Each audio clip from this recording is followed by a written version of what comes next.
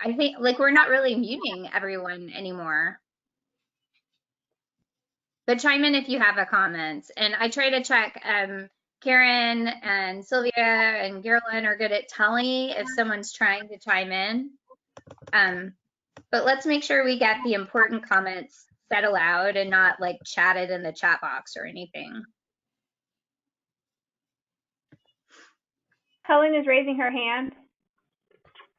Alrighty. Okay. Helen, what's up?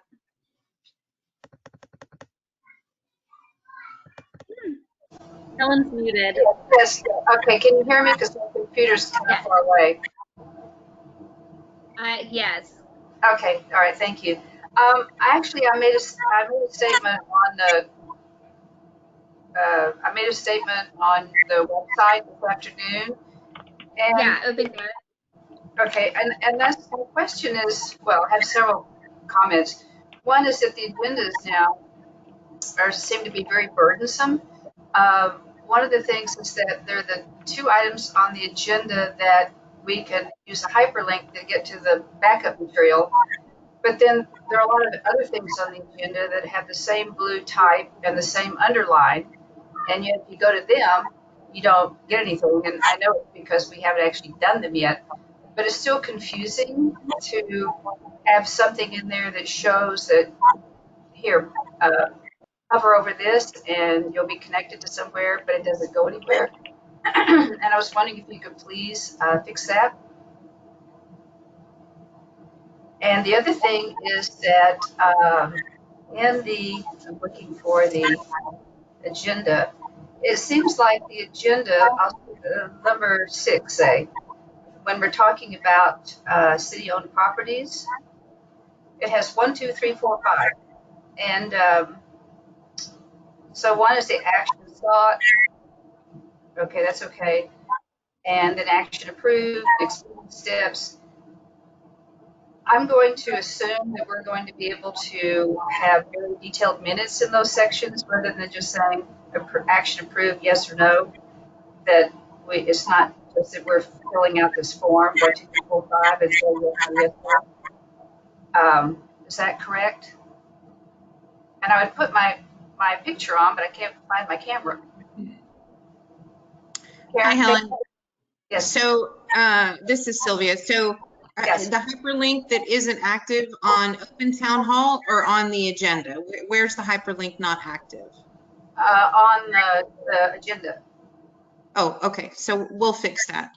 And as far as the agenda tonight that has the sub items 1, 2, 3, 4, 5 in numerals action approved, that really was more to get the committees in a groove. We've had a lot of comments about don't know what we're supposed to do next. What were we trying to approve? The minutes will still be very detailed. This is really just to give the committee some guidance as we move forward. Okay, and I'll make another comment if I may. The minutes.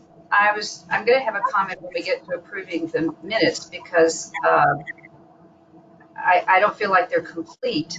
And before, I know we can't approve the minutes, but before, when Carol actually puts in the minutes what is happening as it is happening, it really is helpful for all of us because we can look at those and see what's going on. Now, I probably can't do it on your GoToMeeting because I can't even read the agenda because it's all blurry. But before we had that, and then we could review it before the next meeting and come back and it'd be very clear cut. Now I have to go in and read them and say, oh, that doesn't seem complete. Where before we had an opportunity to correct it as we were going so that we wouldn't have these issues pop up or ask for something to be inserted. So Carolyn is still typing as the meeting is going, so you still have some of that opportunity. The issue really is twofold. One, the minutes are really a summary of the meeting, and as she's typing, my concern is the recency effect, like it's kind of groupthink. The whole purpose of the minutes is to summarize what happened in the meeting, and then two, also give the general public who maybe was watching or not in attendance physically the opportunity to also process what happened. So Carolyn is still typing. You almost have two shots now. You have the shot while you're here, and then also when you come back at the next meeting. Okay, but we have no way to see what she's typing, is that correct? Because we're on this other thing where you've got slides and whatnot. That's correct. Yeah, it's a lot easier when you're in person because it's, it's on the screen as you're there. It's hard to toggle back and forth. Okay, then I would like to make another suggestion, because I see that's too difficult. Maybe could Carolyn, besides the minutes that we have here for this meeting, could she send us the comments that was made during the meeting, right after the meeting, so we're all fresh and we can comment on them if we want to, and then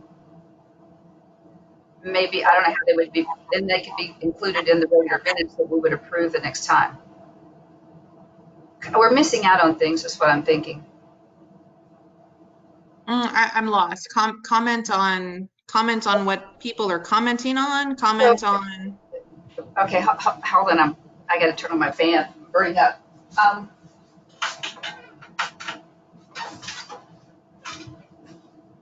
So we'll have the official notes for the minutes, like we got tonight.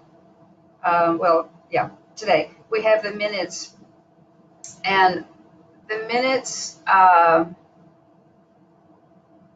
mean that I'm going to have to make a couple of comments about them, and I don't know if are these the ones that Carolyn then. These are the minutes that Carolyn actually took. That's what we're doing right now. Yes. Okay. When she did it before, because she's trying to talk and think and write at the same time, which bless her heart, I could never do. Before, as she's writing them out, we were all watching her write them out, and we could make the corrections or say, oh, that you missed that, or this, we need to put that in at that time. If we come back and look at it at the next meeting, Carolyn won't have that opportunity to have us comment on them and make sure we've got the minutes correct, nor do we know if they're complete unless we have very good memories. So is there some way we could see, and I don't know how to do this, see what she's doing as we have in the past, and then use those to form our minutes on an ongoing basis during the meeting, so that it makes it more convenient and it actually gets in everything that we all can tell her for our input that we actually talked about that might have gotten left out, that we won't remember by the time we go to another meeting. But Carolyn's still doing that, right? Like sometimes she has to toggle between screens, but I can see her type right now. You can't? I can't. Yeah, they're up there. Okay, tell me how to do that. How do you see Carolyn? I mean, her screen. I'm sharing my screen right now, so you should be able to see the minutes as I'm typing them right now. No. And I will say at the last meeting, it was really hard to keep track of everything because there was so much going on in the discussion and in the chat that it was really hard to keep track of everything. Okay, and you're typing. What I see on my screen is the official. I guess it's the minutes. I see the minutes from the last meeting. But you're Hi, typing this is that we can see you. Zoe, could I speak to this? Because this has come up in other committees also. This is the mayor. Oh, sure. Council dealt with this years ago, and I don't know that it's trickled down to the committees in an official way, but the minutes and our new city attorney has weighed in on this, and it might just be that we need to get a refresher from the city attorney and city administrator with clear written guidelines handed down to the committees. But the minutes are meant to be a summary of action. So it's meant to show when motion is made and what action and vote is taken. It should not be a written summary. So years ago, council used to do that too. And then criticism came about because the summaries would be too subjective. Something would be left out. It's very hard for somebody to transcribe 100% of the meeting, which is why we have the audio and video recordings. So there's that. Separate from that, because of open meetings, there should be no communication with the committee after a meeting has closed that's not recorded, that goes to the effect of what might or might not have been communicated in the meeting. So for example, Carolyn cannot email a summary of the meeting to the entire committee and ask for comments, because that would be a violation of the Open Meetings Act, because that would constitute a meeting outside of the called meeting. I wasn't aware that that applied to standing committees, but only to the council. It does, and so this came up actually just in the last 2 weeks in relation to CED, and it was an agenda item at the last meeting, and so it actually is already codified in our current rules, which is Open Meetings Act does apply to the committees. So the only way anyone could know what really goes on at a meeting, besides getting this very brief yes, no, is that they have to go back and actually listen to the meeting. There's no written. Yes, because the meeting are the minutes, and so that's something where for council, that's actually official. We've made that, and for committees, I don't know if that applies, and that's where the city attorney and city administrator need to help us clean that up. But to Carolyn's point, it's hard for her in a meeting. She can transcribe a lot. She can't transcribe 100%. And at the end of the day, we were there to help her do. It really was. But more importantly, the minutes are not a transcription of conversation. The minutes are meant to show what action was actually taken by the committee. And so this is where, again, the city attorney and the city administrator, the city attorney has been very clear with me just in the last 2 weeks and saying we need to get away from having two separate versions of minutes or summaries, written summaries, that the audio is the minutes. That is what you should be adopting. You shouldn't be adopting two different versions of your meetings. Okay, I'll drop it because we need to get on with things, but I don't agree with you at all. I'll just say that. Okay, and then separate from that, just so there isn't confusion from one of your committee members, the Open Meetings Act, we established this at council last meeting. The Open Meetings Act absolutely 100% applies to all the committee members. And so if you're not in the meeting, walking quorum applies to you all, and how you email or create meetings. If it's not a called meeting, it is a violation of the Open Meetings Act. Okay, so if we're supposed to abide by the Open Meetings Act, how do we find out what the requirements are? So we've talked about giving all of the committees a refresher. CED specifically asked for it because it was CED who actually was having a group conversation and then found out they were in violation of, had actually said, hey, we're all going to jump on a call, but didn't post a meeting. And then, so there was all kinds of commentary. So we'll give a refresher. Sure. We can plan that for next meeting. Okay, just, I mean, not to parse details or anything, but I've never had an original training. So for me, it's not just a refresher, and I'm certain a lot of people are in the same boat. Wow, okay. So, I mean, I don't know who else is in that position, but like, I just started on the committee and I was on the committee. I never got any kind of like, okay, this is what you do and this is how you do it. This is okay and this is not okay. So I think probably a lot of people. For sure. It's the open meetings and also the ethics, because when you signed on to become a volunteer, there's an ethics clause in your application. So I think we need to bring that forward. Thank you. Thank you for that. Yeah, sure. I have a couple of comments. I don't know who else might have any comments. I haven't seen anyone raise their hand. So let me know if you have anything. But I've had my hand for a while. I don't know if it's not getting recognized. Catherine, were you saying something? Yeah, I've had my hand up for quite a while, but I don't know if it's being seen. And I also Carolyn said, well, I was questioning whether Helen could see the shared screen that we're all looking at right now, which is the current meeting minutes, right, that she is adding to. Yeah. So I was wondering if that was the problem, if it was like a computer issue for her. It sounds like it could be. Okay, that was my only comment for now, but it just. Karen, do you see Catherine's hand being raised? Like, for whatever reason, I haven't seen any hands being raised. So, somebody just made me an organizer, so now I can. Okay, cool. Before. And I just did want to say something. The mayor brought up what I was going to share with you all for my liaison report, but there is an online open meetings training. It's really quick. It's easy to do. So, you know, if we could just, Sylvia, share that link with all the committees. Committee members can take that at their leisure. We don't need to really do it at a meeting. And I think the ordinance was 45 days.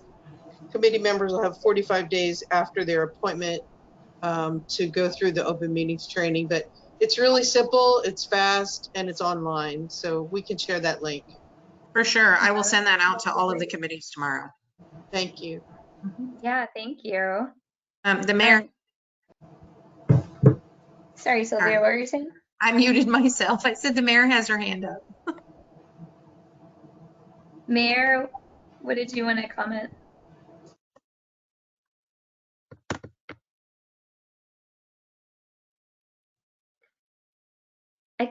I can't hear anyone. Rose, are you talking? Sorry. Oh.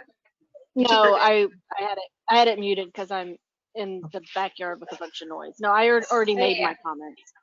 Thanks. Oh, okay.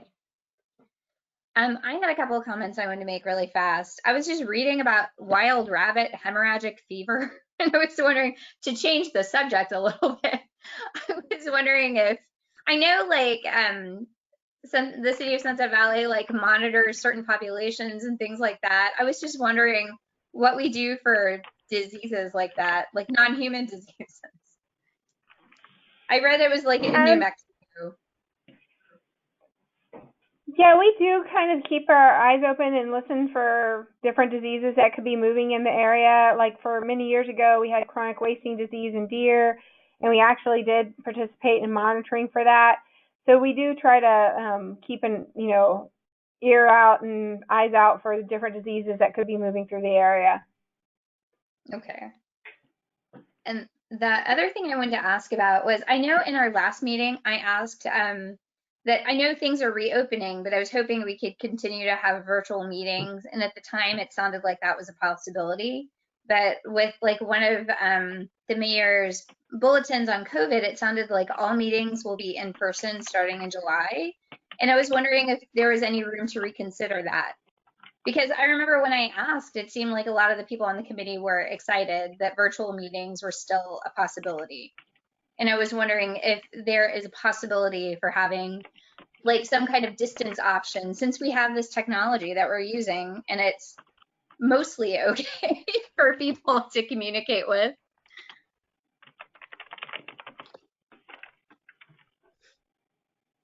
Sylvia, do you want me to respond to that? Sorry, I was unable to unmute myself. You can, or I can, either way. So the problem we have right now with doing a hybrid is that we tried a hybrid at the beginning of COVID, and it invited criticism. And so then we switched to 100% virtual, which creates additional workload for staff. So what I have asked the chief and Sylvia to do is to advise me on a good, safe date based on, one, what the state is doing, two, what we're doing as a city, which right now we are open. So all of our commercial district is open. And then asking them, do we have any concerns in terms of how we're keeping staff safe? So far, the answer's been no. So part of what I would reconsider is if we need to push the July 7th date out farther. But beyond that, if we're going to create a hybrid system within our city, council needs to actually discuss it and deliberate and make a decision. Because right now, GoToMeeting has a monthly cost to the city. So, which means we're now paying for two separate audiovisual systems.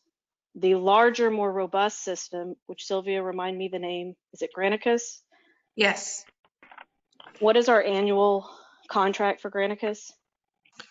I believe we're in the $10,000 range for Granicus, and the GoToMeeting part of what is about $8,500 as well. So right now we're doubling the cost of our meeting time. Right. So that's probably, in a nutshell, that's the biggest reason we can't do both. We can't run two separate audio-visual recording systems in addition to paying for the cost of archiving two separate systems. We also run into AV issues if we try to run hybrid meetings. So Karen can speak to the one time we tried to run a hybrid meeting. It turns into a mess because you have hardwired mics and a camera that's running the Granicus system in City Hall. If you then also want to run GoToMeeting, it means each council member needs to also have their laptop available so that they can see the chat room, so that they can see who has their hand raised. You're then asking myself and staff to basically moderate the room and then also a virtual room. I am unwilling to ask that of council right now. There's no real justification for that. We have enough space at City Hall for the size of our committee meetings to space people 6 feet or more if needed. And that way we can go back to using Granicus, which is a system we're already paying for, that not only records the meetings, it also tabs the meetings. So the benefit to Granicus, going to Helen's earlier point, is that when you then adopt your minutes are tabbed in accordance to your agenda. So if somebody wants to go back and review a meeting, they can say, I want to review agenda item number 1. Granicus tabs in a way that GoToMeetings does not. GoToMeetings also has the chat room, which one of my concerns right now is how are we archiving the chat room into our minutes? I'm not convinced that we have a good system because we never as a council discussed or adopted a system for how to include that into the minutes. So I am willing to push it out farther if needed, but my plan is for us to go back to what we had pre-COVID.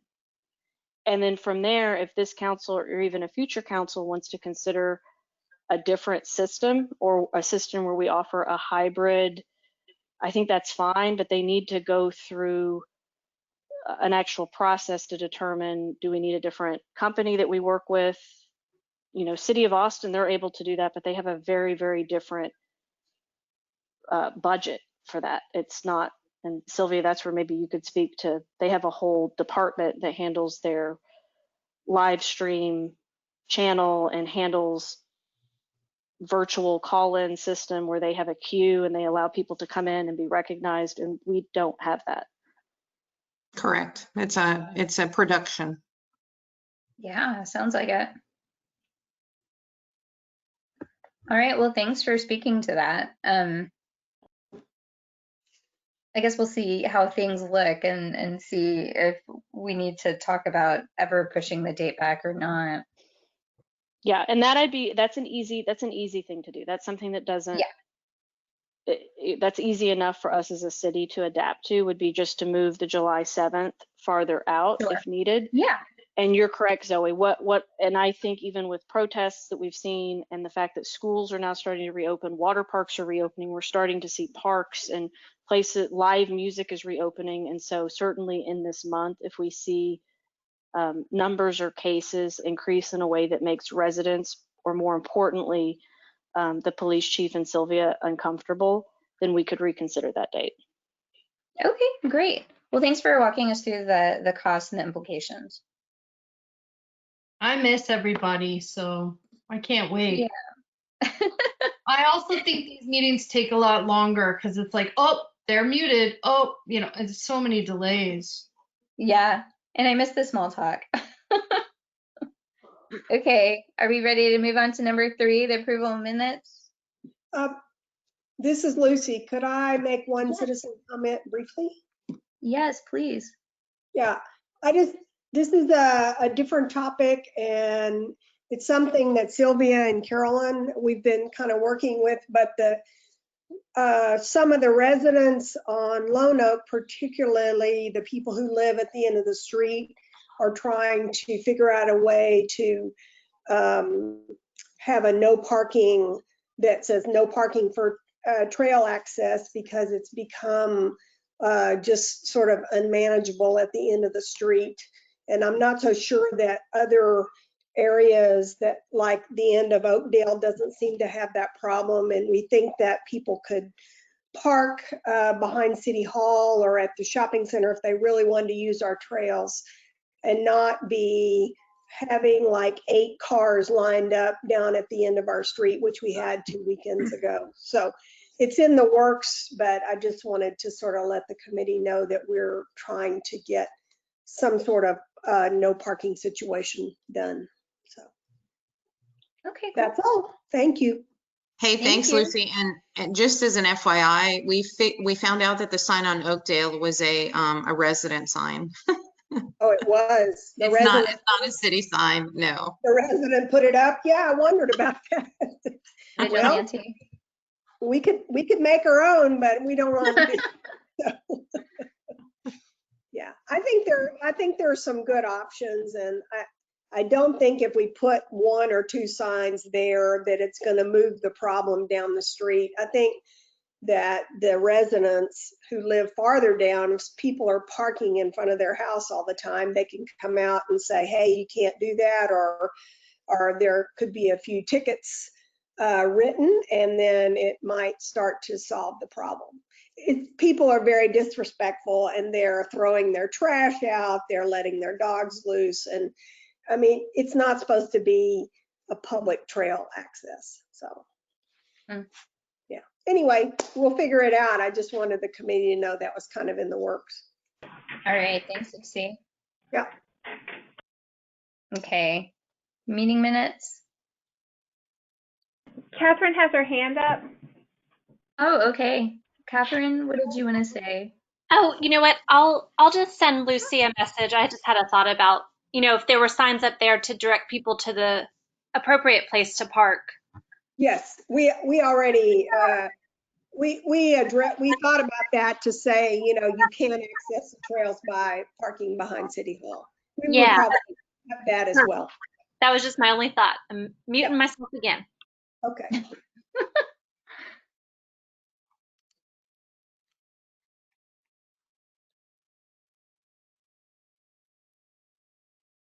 Okay.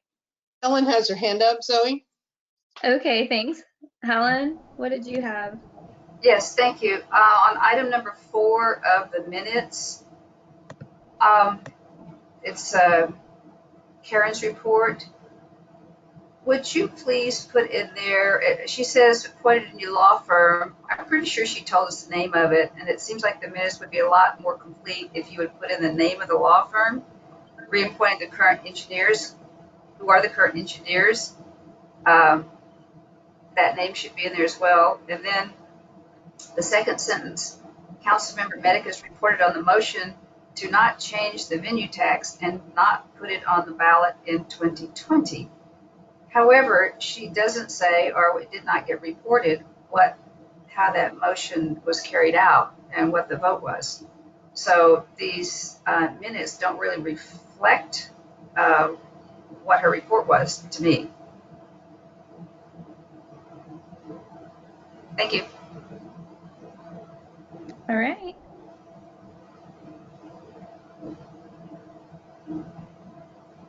The law firm is the Knight Law Firm, and the engineers are still Miller Gray and Civil Land Group. Okay, but could that go in the official minutes? I mean, those are the ones that we keep, right? She's putting it as we speak, Helen. Yeah. Okay, I'm sorry, I can't see it. I can't. Sorry, but thank you very much. And then the outcome of the ballot. And I'll stop talking now since I can't see anything. I'm just curious, do we need to go into that level of detail in the minutes? Because I don't remember if that was something we actually discussed in the meeting, like the actual outcome of the vote. I mean, we talked about, Karen gave her report, but I don't remember if she talked about the motion and who voted for it and in that level of detail at our meeting. Does that make sense? Yep, and that's the point with the meeting minutes being summary minutes. Right. Enough to say it was an affirmative vote without the level of detail. But that's not letting people know what actually happened. That's keeping, I think, the facts from the public. Excuse me. So the action is what's important, Helen, that it was an affirmative vote. If somebody wants to do additional research, then they can go listen to the audio. But the law is pretty clear that we just need to tell you what happened. And what happened was it was an affirmative vote. To get to the level of detail that you're requiring, will probably require 2 secretaries at every committee meeting. Sorry, don't agree. Thank you. Okay. All right, so these are the May 7th meeting minutes. Yeah, so the May 7th, I did change, I put that, changed it to Councilmember Medicus reported that the council voted to not change the venue tax and not put it on the ballot in 2020. And then I Okay. added the names of those groups. Okay.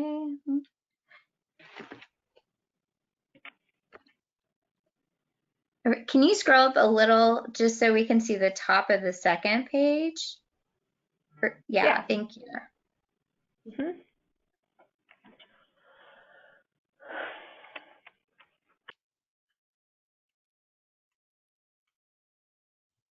Okay, do we have a motion to approve these minutes for May 7th? I also have May 18th up now as well. Okay. Oh, should we approve them together? We can, or we can do them separate. I think you should do them separate. I think so too. I think it's a little confusing. Okay, so May 7th, do we have a motion to approve the minutes?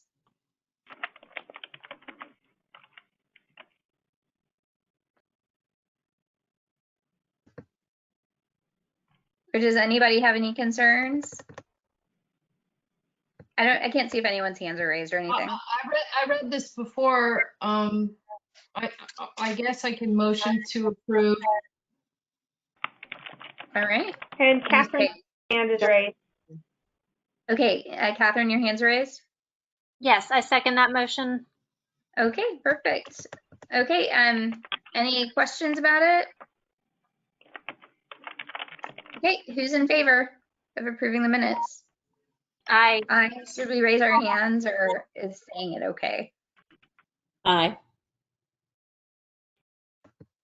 For the Aye. record, it might be a good idea to just put it in the chat, yes or no. Okay. All right.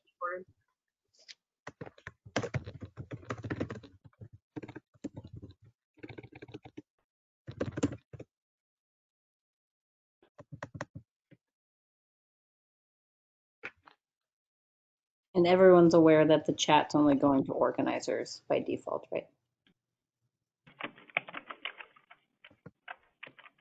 Yes. Yes. And usually either, well, Sylvia or Carolyn can read the vote back. Yep. Mm-hmm. That would be great. So Helen Bessie, yes. Lucy Hairston, yes. Catherine Johnson, yes. Zoe Treef, yes. Sarah Ponder, yes. All right. Okay, should we look at May 18th? Excuse me, I didn't vote yes. I abstained. Oh, sorry. Abstain. Helen abstains.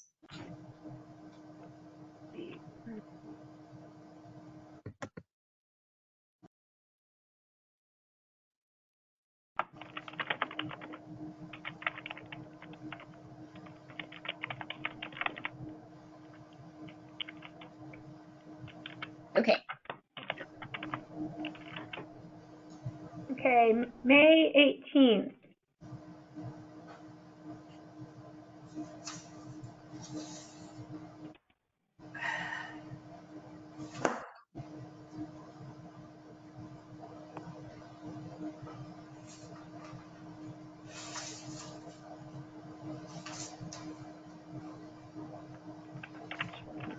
Lisa, I see your hand up.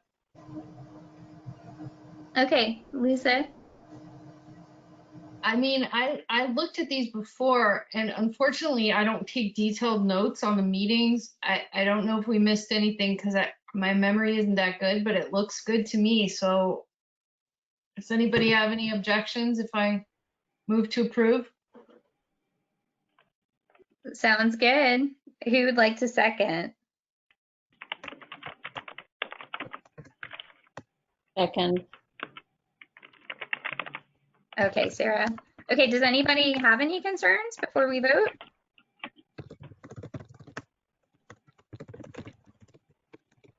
My only concern is that we're looking at these too late after the fact to remember. Yeah.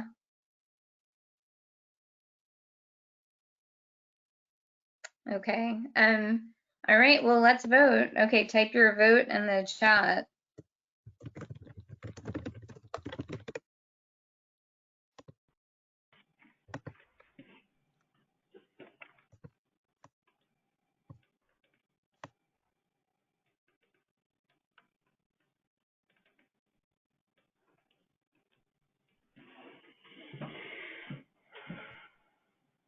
Okay. You know, it does say action approved, and then it's got a colon under 6A, number II.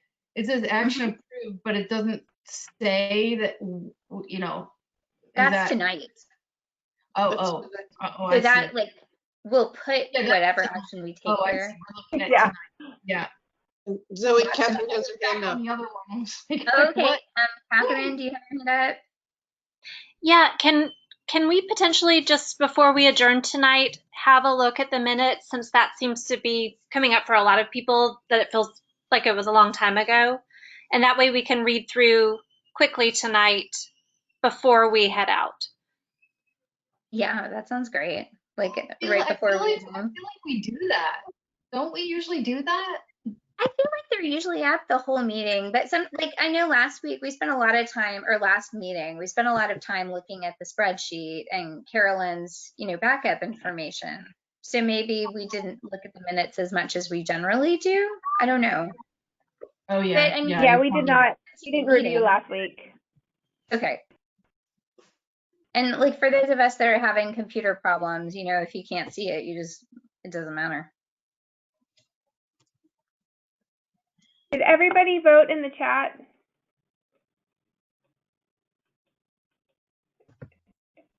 Okay. Okay.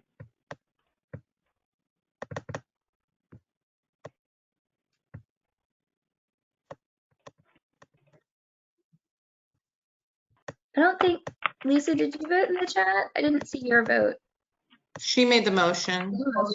Yeah, exactly. I'm just trying to move things along here. Yeah, So, yeah, that's great. Zoe votes yes, Lucy votes yes, Catherine votes yes, Sarah Ponder votes yes, Helen Bessie abstains.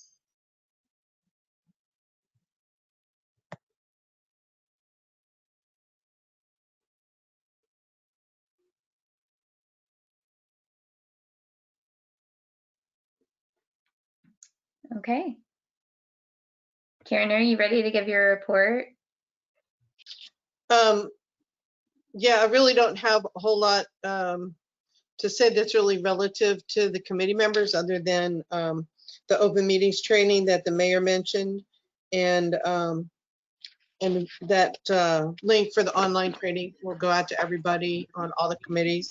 And we're, in an effort to try to get the meetings very focused, especially now that we're on a tight deadline for getting budgets in and everything, we're going to try this new format to stay focused on what we actually need to come out of the meeting with. So hopefully that'll work. And it's a work in progress. So let's try it out. Yeah. And that's like part of why the meeting minutes are structured a little differently, to sort of indicate exactly what's being proposed and what the path forward is. No, the minutes are being taken the way official minutes are supposed to be taken. They're supposed to be about actions that happen on the agenda item. So what are the actions that actually happen in the meeting? And so that's just a standard format. The only real difference that we're seeing is we're not approving the minutes at the end of the meeting. So we're still seeing Carolyn type them. We can still read them as the meeting's taking place, but we're not approving them into the next meeting. Mm-hmm.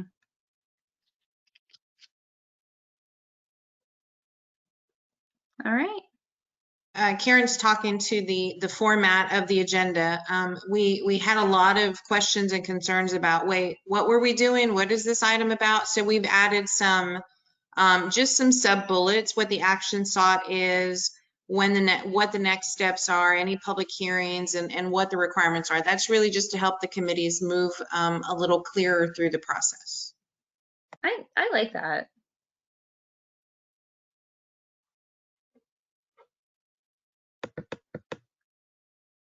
Okay, are we ready to move on to public works activities? Okay, I don't see anyone with their hand up. Okay, so I'm going to try to keep this pretty short. This is a report from at the end of May that went to council. Just basically working on a lot of different things in public works, a lot of backflow notifications, some different activities out in some of the green spaces for some mowing and things like that. Did a lot of mowing actually in general in the last few weeks, and some so there was a little bit of storm damage from some trees and just cleaning some of that up. And then probably the bigger thing was that Home Depot had a pretty good water leak going on and some issues that were raised with that we've helped them kind of navigate through. And if there's any questions, I can answer these questions. Okay.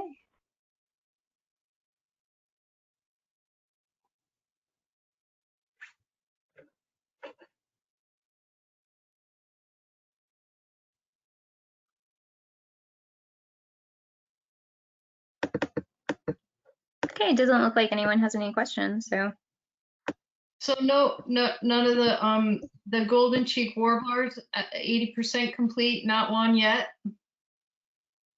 As far as I know, I haven't seen the final report, but I don't believe they found any within the Sunset Valley property.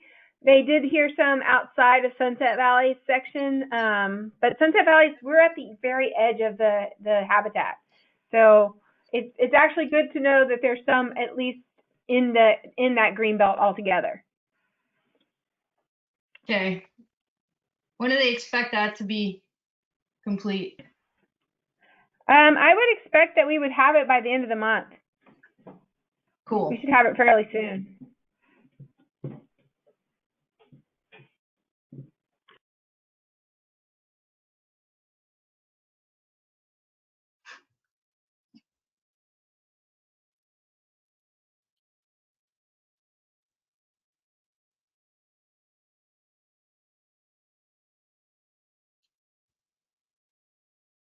Cool. Okay, so number 6. So number 6 is basically tied into like some of the discussions we've had about the venue tax, right? The green tax, and how certain properties that could be purchased with that money aren't necessarily protected from certain actions. Correct. Okay.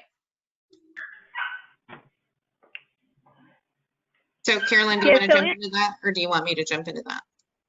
You can jump into that. I'm going to pull up the forms, the documents real quick. Okay, so at the last discussion of venue tax, there was a really big concern about the ability for properties that were purchased with the venue tax to be able to be sold, and then that money put into the general fund, which is as we've all found out, both shocking and legal. Not moral, not ethical, but legal.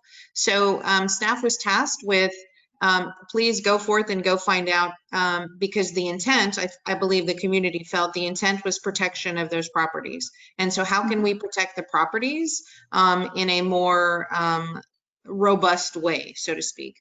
And it's protecting the properties that are important to the community, not necessarily only for water quality, but for those properties that the residents want to protect. There's a couple of ways in the local government code, but the pretty much the most important one is public parks and recreational lands. There's some hoops to jump through, but essentially the community would pass an ordinance, and we need to do some cleanup in the zoning. So anything that's designated as a park or public space would require voter approval to sell. And so if that's something the committee would like for us to pursue, and then later on make a recommendation to council, we still have a good deal of research to do in terms of giving you guys a timeline, or at least a flow chart of what that means. But we wanted to bring that up to speed to the community, what that means. We've got some zoning to do, and zoning requires public hearings. Council needs to approve an ordinance, And there are some other minor steps in there that I may be skipping over, but essentially the protection of parks and public space would require voter approval for any sale of that property. Okay. Do we need to walk through the actual codes? And it sounded like you've already spoken to the city lawyer about it. Yes. Okay, it looks like Lisa and Sarah have their hands up. Oh, Carolyn, were you saying something? Yeah, I was just going to say, because Sarah had her hand up first. I was saying Sarah had her hand up. Okay, Sarah. In the interest of time, this action sounds very much in line with all the things that we've discussed over the last couple of meetings. So I'm going to guess that most people are generally in agreement about this. And so I would like to try to limit the amount of time we spent talking about this topic, unless there are new things that people want to share on their thoughts. I definitely want to hear from the other commenters, but thank you for your comment. Lisa, what did you have? And Helen, I see you have your hand raised too. Lisa, what did you want to say? Yes, the research that I've done is in conflict with that. It says that when the land is sold, the money needs to be put back into the green tax fund. It cannot be put into the general fund. So I'm wondering where you're getting your information from. We had TML weigh in on the comments, and also the prior city attorney and the current city attorney. Okay. Okay. Helen, what did you want to say? It looks like you still have your hand raised. Yes, thank you. I'm very pleased that we're moving forward to afford some more permanent protection, although I realize nothing is permanent. But I was wondering if, isn't there something I've read and heard about groups or cities who actually form a trust that is there some way that we could put some of our public lands in trust so that they have an extra layer of protection on them?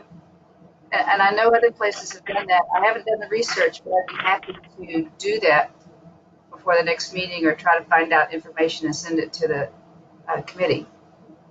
Is that a possibility? Sure. I've not heard about a trust, but I know cities have land banks, and those also, the land bank is created because there is a need. For example, some cities have a need for low income property and housing. So they put things in a land bank / trust, and the sale of that property has to meet certain conditions.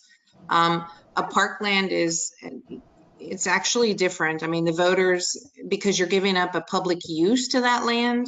So there is a whole series of events that need to happen, but I'm happy to look into the land trust. I've just never heard of it used that way. I've heard land bank, but never a land trust. Okay, thank you. And I'll see if I can find some information too. It's probably something from the Nature Conservancy or one of those organizations, but Okay. I'll check into it as well. Thank you. Yeah, it'd be great. Catherine, did you have your hand raised? Yeah, I just wanted to ask about, do we need to make a motion to approve the action as it's written to complete this item? Because it sounds like it was really just bringing this up and that it won't be until future meetings that we make amendments, or am I reading that incorrectly? No, we still have some future work to do because the committee's going to have to recommend what properties it wants to consider parkland. So we've still got some work to do on our end. Carolyn and I need to bring forward some master plans. So this is a whole series of discussions. I just wanted to put everybody on notice that this is actually something that we can do to alleviate a lot of the fear is going on about just sort of the city selling off some of its assets that the community felt were public spaces. Okay, so in terms of this agenda item, this is simply to kind of introduce this as something that will be future work for us. And if we approve this action, it's that, yes, we want to move forward on doing this. Is that correct? Yes. Okay. So may I make a motion to approve this action?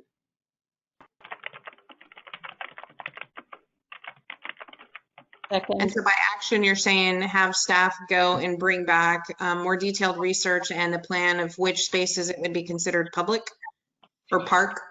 Yes, I think a list of all spaces that should be considered would be very helpful if others agree. Yeah, definitely.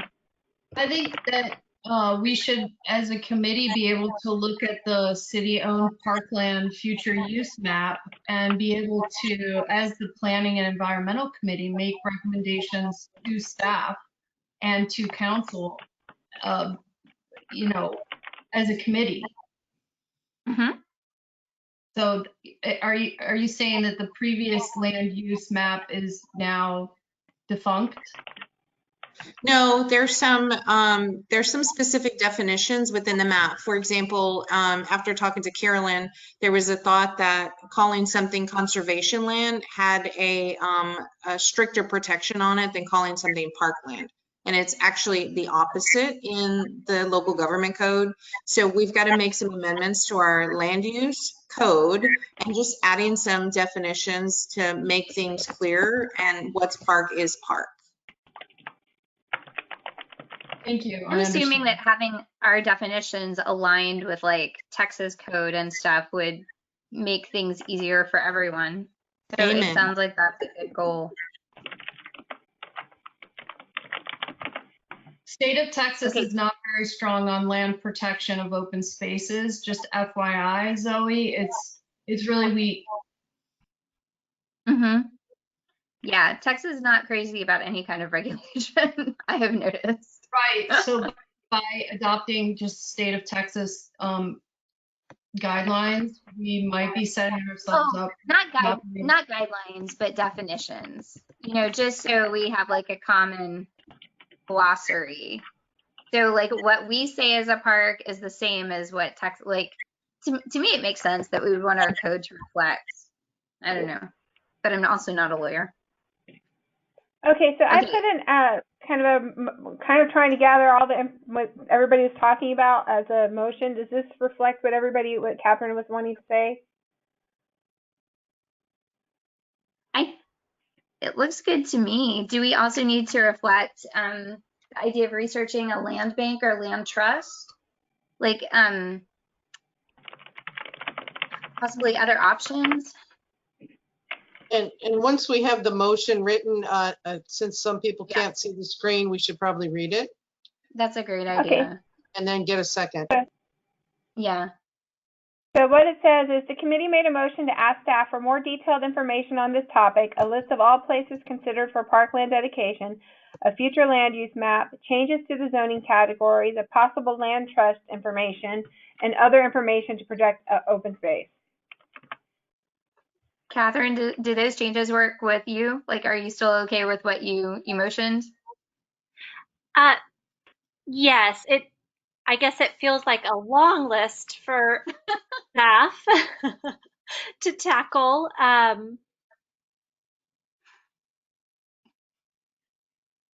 Yeah, I guess the only one I questioned was the possible land trust information, but maybe that's just, you know, if there's like a brief bit of education that we could all receive to understand that better, or if it's something we should even be considering. Because it looks like there was a fairly clear path that Sylvia went through when we began discussing this for us to get to protect those properties. Mm-hmm. I'd also like to amend that list to say a future land use map for committee approval. For planning and environmental committee approval, for our committee to approve. Mm-hmm. Does that work, Catherine, as a motion maker? Yes, that works for me. Okay. We need a second. Yeah. Who wants to second? Second. All right. So Sarah seconds. Oh, Helen, you have your hand raised? Yes, please. Thank you. Catherine, I'm just going to ask you, it's not a friendly anything because I don't know how to do this, but if we could leave that in about the trust, just to explore if there really are more layers of protection that we could put on land that we feel is very valuable to us as a community. I don't think it would take any more time. I mean, I realize it would take Sylvia's time, but I certainly could look that up. But I think exploring all options to afford the most protection possible is not, is a good thing to ask for or include in your motion. Helen, it was left in there, so the motion that's been seconded does contain that. Okay, okay, thank you. Uh-huh. All right. Okay. So, Helen, did you want to add something? Oh, did you get your second? Yes. Yes, Sarah seconded. Sarah. Okay. Yeah, Sarah seconded. Okay. I think is there any further discussion before we vote? Okay, let's vote in the chat.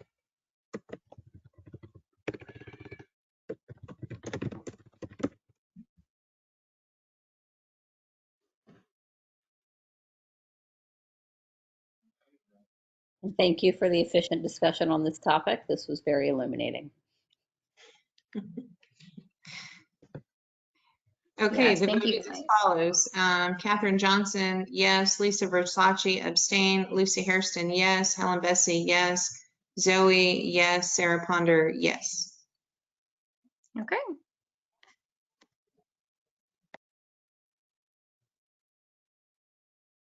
All right. And so this will just kind of be a signal to keep it on future agendas, right? Okay. Yes, we'll keep it on a future, bring it in the next agenda. All right. Okay. Number 7.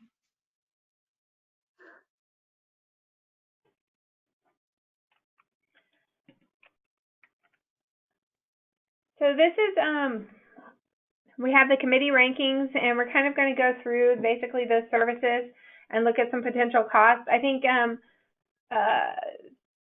Sylvia, did you want to start off with some of those sheets real quick, and I'm going to change it over for you to be a presenter? Sure.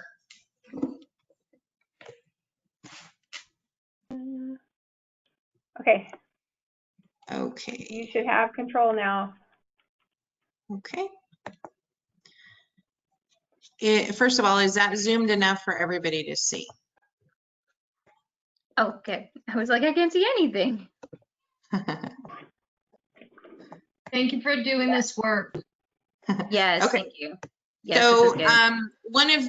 one of the main topics of conversation has been not only ranking the things, but then what happens after we rank. What is it that we identify we would like to bring back should the budget allow? And if we see sales tax starting to creep back up, what things could we potentially introduce to the community? So I'm sorry, I need to minimize the webcam, so I'm not sure how to do that. I see all you guys, I can't see my screen. Okay, so I've utilized and created cost of service sheets in almost every city I work in, because you cannot make a good decision unless you know what the heck is going on and what the staff is doing. And so I want to give you guys an example of what that means. These sheets, they look very complicated, but they're not. Essentially, here's the program that we're providing, the steps that it takes to complete that task, and who's all involved with completing the task to the minute. Okay. We use weighted salaries, and then we also add equipment, and then we're able to determine how much does something really cost to deliver, i.e. cost of service. So in this particular example, these sheets do 3 things. It allows me to, 1, find out how much it takes to, let me highlight something. Hide something so you guys can see the whole screen. So mulch delivery, for example, in this particular example, it costs $58.39. It means Carolyn touches a little bit as she's taking the order. Sam touches some things. The maintenance techs touch some things. We have a backhoe in use. There's a dump truck. There's some fuel. We have not calculated city overhead. Because obviously Tanya has to process invoices and Regine has to approve, and the bank costs and all those other things. This is sort of our first pass at it all. So this sheet tells me how much things cost. It allows me to create a standard operating procedure from the steps, and it allows me to see if I can be efficient, more efficient. For example, this one has Carolyn touching the order for 5 minutes. Is that Carolyn's efficient use of time? Can we push that off to Sam? And can Sam's stuff be pushed off to the maintenance techs, et cetera, et cetera? Mhm. So we went through all of the primary tasks, and we came up, you guys had the summary sheet in your packet. And so I know that when we first started, you guys said let's only look at everything that's 40 and above. And then at the last meeting, you guys said Carolyn should go back and have some input as to what's important or what we're hearing from the community as to what they'd like to see come back. And so that's what this list is here. You see some of them are still active and we put a price to those. Some of them are on hold. We're not doing those. And some of them have already been completed for the year. Okay. The other thing, what do the asterisks mean? I'm sorry, Sylvia. I'm sorry, go ahead. What do the asterisks mean? The asterisks mean that they're active, but they're at a reduced level. Okay. Sorry, we didn't put that on there. So the other thing is, as we realize the cost, we can make some decisions as a community if perhaps maybe we don't want to pay the whole cost as a city. Maybe for mulch delivery, we want to charge $20 or something like that, that helps us recoup some of the costs. And so it's not such a heavy burden on whatever fund it is that's maintaining that. The last thing that it does is, I know we've been talking about, okay, can this really be in the drainage fund? Can this be in the venue tax? Can this be in XYZ? This really gives you an opportunity as we start talking about those funds and sustainability. Obviously, you can't keep moving things into the fund that have very heavy staff involvement, because one, staff costs go up every year. Insurance goes up every year. Our retirement contribution rate goes up every year. The cost of living in PD and the staff in the general fund go up every year. So these are all very important to consider. So as we talk about programs and services, I want to be able to toggle back and forth and have you guys make decisions. Sometimes, for example, the Adopt-A-Tree. I heard a lot of people say, oh my goodness, I can't believe Adopt-A-Tree costs that much. Well, what you don't realize is we're traveling a lot. It's very labor intensive from the time of Carolyn and the time of staff. And it takes about $1,000 of just staff time. That's not including equipment, that's not including materials. And I promise you that doesn't include any of the invoicing and payment time that we're doing. So when we say maybe we want to do 4 Adopt-A-Trees or 2 Adopt-A-Trees or 3 Adopt-A-Trees, it's very important to be able to know what the financial impact to that is. And so with that, I will turn it back over, Carolyn.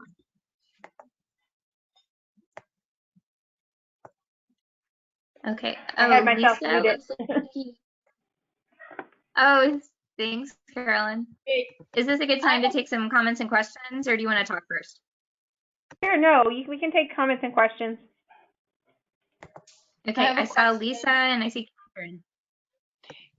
I have a question for Miss Sylvia. Do you guys use a project management software system? God love you. No. I think you guys really, when I look at this, and I'm a producer, and so I really think in terms of project management, I worry about you guys, and I think that everything is taking 5 steps too many because you don't have certain software systems in place. Some sort of project management system would do you guys so much good, and it doesn't have to be expensive.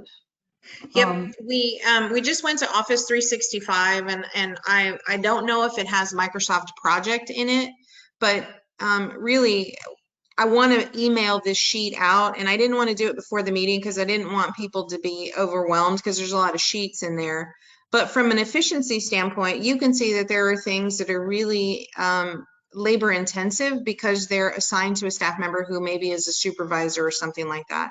And so the other thing that this does truly is when we add it all up, I'm able to say, well, you want to add mulch, for example. Well, you know, I don't have any more staff minutes to add. Each staff can only do 20, 80 hours, right? So if Carolyn's time already adds up to 2080, then I'm going to need another Carolyn. And that's how we start analyzing the staff needs when we've got some really, truly good data as to who's doing what and how long it actually takes. Mm-hmm. Okay. Catherine, you have your hand raised? Yeah, can you go back to the other sheet? I'm just trying to make sure that I fully understand what these numbers represent. So for instance, the mulch delivery cost per item, that the item there is a single mulch delivery costs $50. Is that accurate? Yes, and that doesn't include the cost of the actual mulch. That is just the cost for the delivery of the mulch. For the mulch delivery. Okay, and so for the adopted tree item, the cost per item, is that for the entire event, or that's every person who does an order? Like, I'm trying to understand what the item is there. No, Well, is so it every adopt a time tree adopt a is tree? going to be the full thing. Adopt a tree would be the full like event order. So that adopt a tree reflects like a spring order. A second order may take a little bit less time if we did like a late fall order. They're usually smaller, but that's it. And I was probably being conservative. Those adopt a tree spring orders are insane. Okay, so that means that although that's a higher number, it's potentially a once a year cost. Whereas the mulch delivery could be, you know, that $50 is for every single delivery that occurs. So every single delivery, and curbside brush would be the same thing. Curbside brush would be a single curbside brush at one person's house. okay, so what about something like brush grinding? What is the item there that dollar value represents? Brush grinding, the reason it has such a high number on it is because it's going to have the third-party fee in there for Texas disposal to come out. So we use that once or twice a year, basically. And so staff time is not, employee time and cost is not very high on that. It's mostly going to be the actual third party coming out and grinding up that brush. That is what makes the mulch that we use to give people. Okay, so that service is for a whole year's worth of service there? Yeah, so, or maybe we could do it twice, just depending on how much brush we've collected through the year. But generally, at least once a year, it's going to be that cost. Okay. Or potentially double that if you have to do it twice in a year. Yes, if we get tons of brush, it's going to be twice a year. Okay, and that's the brush that people drop off. Brush that people drop off for the most part. Okay, so different than the curbside. Okay, got it. So what happens with the curbside is that we send it through the chipper and we chip it curbside. However, in order for it to become the really refined mulched, when they do the brush grinding, they pick it up again and they send it through the grinder to get it a little bit finer. Got it. Okay. So curbside feeds into it some, but not as much as the actual big giant pile. Okay. Yeah, that really helps because I know that each of those things is kind of different, whereas mulch delivery is occurring lots of times, but some of those might be once a year or twice a year. Yes. Okay. And also, before I sign out of here, I thank you guys so much for putting these together. It's so helpful to see this, to kind of wrap my brain around it. Mm-hmm.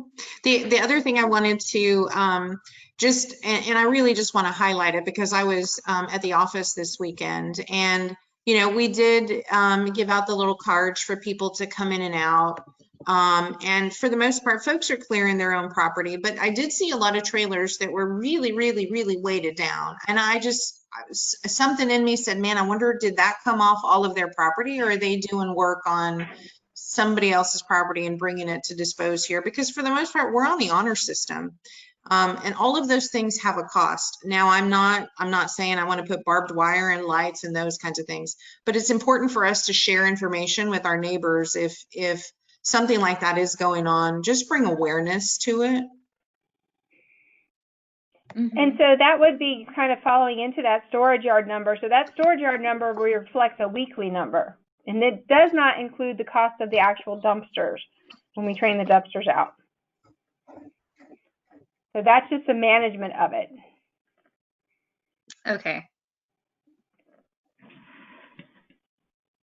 That's a weekly cost to have the dumpsters, basically. Okay. Yes. I see that Helen has her hand raised, but I was wondering after she gives her comment, if we could kind of talk, like some of these things are kind of like either or, right? Like either you do this or you do this. Can we talk about like Yes. where there, like you might choose one program over another one? But Helen, do you want to give your comment or ask your question? Yes, please, because I think my comment will tie into that also. I have two comments. Okay. One was about first, thank you so much for the numbers because it is very helpful. Yes. The comment about the brush grinding and if we disband the program or we have people come pick it up and pay for it, I'm suspecting that some people will say, oh, never mind, I'm just not going to do it. And my question is, if we start getting, I was there this weekend getting 2 pickup loads of mulch, and actually Friday, and those mounds of mulch are very, very high. At some point, if people don't actually use that mulch, then the city has to take it someplace. Is that correct? Because then it becomes a fire hazard or I don't know, some kind of hazard. Or we'll have a We have to mountain there. It won't be a continue. valley, it'll be a Sunset Mountain.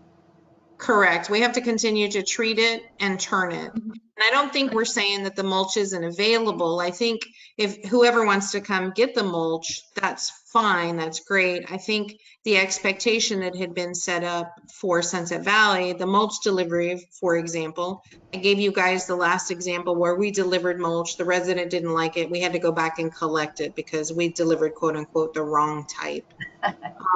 It's those kind of events that while they seem benign, they add up and they really are giant time eaters of staff, and they are costly. I mean, we try to do what we can in terms of customer service, but Sure. the level, and we talked about the expectation levels being set.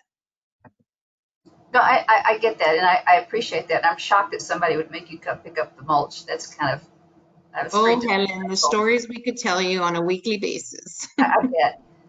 My question was that should we not add in the cost of not delivering the mulch, not having so many people come pick up the mulch, that we're going to have to actually dispose of it. We're going to have to take it someplace else, probably to the city of Austin because they have the same system there. What happens when our mountain of mulch gets too high to be manageable if we don't have some way to dispose of it with the citizens? Well, that's going to be a TDS conversation, not a City of Austin conversation. And I think what staff is looking for is some direction and really some structure for example, the mulch. Not saying that we don't want to do mulch delivery or can't do mulch delivery, but setting the expectation of doing perhaps mulch delivery only once a month or only twice a month, as opposed to on an on-call as needed basis that we were doing it before. Okay, just as part of your analysis, could you give us some idea of what it would cost us to actually have the mulch taken away? Sure, we can add a cost of service sheet. Okay, thank you. And then my second comment is, I think, going to the next step. I know that at the Budget and Finance Committee, I think they worked out a 3-tiered system of bronze, silver, and gold. Are we at the point where that's what we should be talking about tonight, to put those levels on the next part of this agenda as to which services are essential, whether they're bronze, silver, or gold? Gold. And if so, should that not be explained first? I wasn't at the meeting. I thought it was actually approved so that all the committees would be all talking the same language back to the Budget Finance Committee, and that same language would then also be given to the council. So we're all talking apples, not apples and oranges. Yep, so 2 things. One, tonight was an introduction, and the bronze, silver, and gold are actually budgets that I've built in my prior cities and how we do staff defense. Internally, I have all of the departments prepare a bronze budget, right? What is absolutely basic? That has transitioned in Sunset Valley because we're talking COVID. So bronze for Sunset Valley equals essential. If you'll remember, the finance committee was given the task of looking at essential, right? And so, and the council gave that commentary about we are looking at essential services. So bronze is the bare bone, what we're calling essential. Silver is as we start to look at taxes that are coming in, as we start to look at our revenues, are there some things that we can begin to put back? And if we do put them back, what is that cost impact? And that's what these cost of service sheets are meant to do. Gold is all things being equal and we're back to a pre-COVID economy. These are all of the things we'd like to finance. And so I'm meeting with the chair and the liaison and the staff liaison this week. This is an introduction. You guys can begin to have this conversation, but I'm going to bring back the actual budget. We're going to be looking at numbers, and I have my screen available to share when Carolyn goes through this as we talk about OpenGov, and you guys as a committee are able to do some modeling. You're able to say, okay, if we did this, this is what happens. It's a more I don't want to call it transparent, but it's a more hands-on approach to the way we did budgets before, where we'd make commentary, send staff away, you'd wait another week or two, come back with the sheets. I want you guys to be able to see it almost immediately, and not only the impact to that sheet, but the impact that it has in the domino effect throughout the entire budget. Okay. Oh, yes, thank you very much. That's going to be very helpful. Mm-hmm. So am I sharing my screen now? I can't see. Yes. Okay. Yes, you are. So as committee members, you would have received a number of proposals this week. And so I'm just going to go into the green tax because that's the one this committee normally works in. And so this is the front sheet that staff will be working on. Those of you who remember Mayor Barbara, I think was her name, she had simple cover sheets. That's what this is going to replicate. What we have, the proposals that you saw are these. It is a worksheet that it matches the budget. So the budget is organized by fund and then by department. So this is the green tax fund, and then this is quote unquote a green tax department. These are all of the expenses within the green tax. And so we're able to show you anything and everything that comes out of that green tax. I'm going to try to zoom in my screen so you can see it a little bit better. So what we have are 5 years worth of historicals. We have our current base, and then we have a descriptor of what that money was used for. And then this committee will have the ability to adjust the slider up and down. And what will happen over here on this end is red and green will happen. If we have overspent, then obviously the slider goes red. If we have positive adjustments to make, then we have a surplus, and the surplus is green. The other thing I'm able to provide now instantly is I'm able to show you workforce. So as this committee talks about adding maintenance techs, for example, I can show you what that workforce looks like in terms of a cost. I can show you exactly what one staff member costs. So I'm going to pull up Regine, for example, and this is Regine's salary, and it has all of the loaded benefit costs, et cetera, et cetera. She doesn't make $27,000. This is one piece of her total. We have staff situated among several funds. I will go to, let's see. You can see we have 4 accounting clerks because Tanya's paid out of 4 funds. So I'll go to the police chief. So the police chief's base salary, what we pay for retirement, how much we pay for medical insurance, workman's comp, et cetera, et cetera.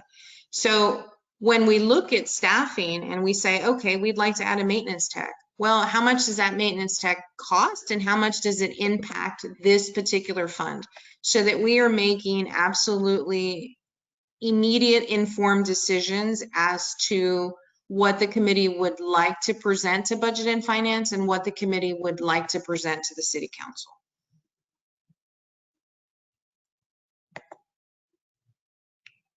So I'm going to show you, we have a, we did a payroll and benefits sheet that has everybody. So you could drill down into salary and you can see all of the positions, and you can go large to small, or if perhaps you want to just look at the benefits, I can drill into the benefits sheet and look at how much TMRS costs, how much insurance costs, because not only does the fact that this cost of service sheet over here that says, hey, this guy is working 32 minutes, this guy or gal is working 15 minutes to do this, and we pay him this, and we want to add 15 more widgets.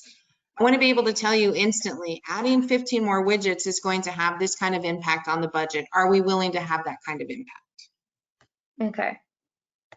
I know that was a lot, so I'm going to shut up now. No, that's pretty cool. Okay, Lisa, you have your hand raised.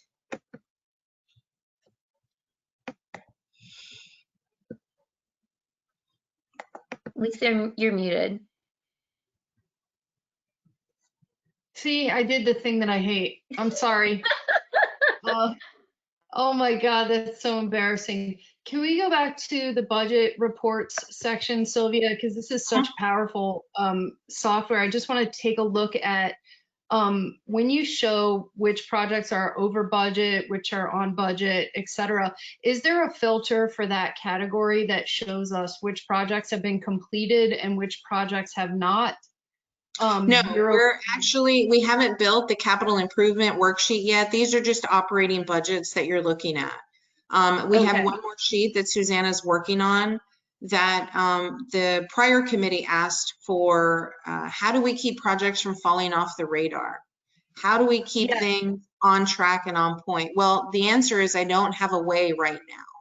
And so now, once I put capital projects in here, we're able to see exactly that, Lisa. Where are we? How much has been spent and what's still outstanding? And as we close out the year, we should be able to very easily carry over only those items that, one, are important, or two, maybe we've already spent the engineering costs on and we're trying to make a determination and prioritize. Obviously, if we've already spent the engineering costs, that's the one we're going to want to carry over. But I didn't have a way of showing you that before. Okay, that's fine. That's great. I sent a question to a couple people regarding this exact thing because Mayor Rose brought it up in a previous council meeting. She said, y'all can propose as many projects as you want, but I'm going to tell you, we've got so many projects and only a tiny portion of them actually end up getting completed. Really? So let's say we have some great trail for Cougar Creek. Well, the chances of that actually getting completed are very, very small. So it's a matter of adjusting expectations in our committee and other committees. And, you know, everybody has all these wonderful ideas. It's just now that we have less staff, less capacity, and have already a track record of not completing projects, our bar needs to be set much, much lower going forward. I think that's a fair, that's a very fair comment. And I can tell you, even with the amount of staff that we had before, our ability to complete projects, I don't think was so much based on staff. I think it was based on the expectation of our consulting partners. There's a variety of things, you know, not just staff, but I mean, project management software might have been helpful. Yeah, for sure.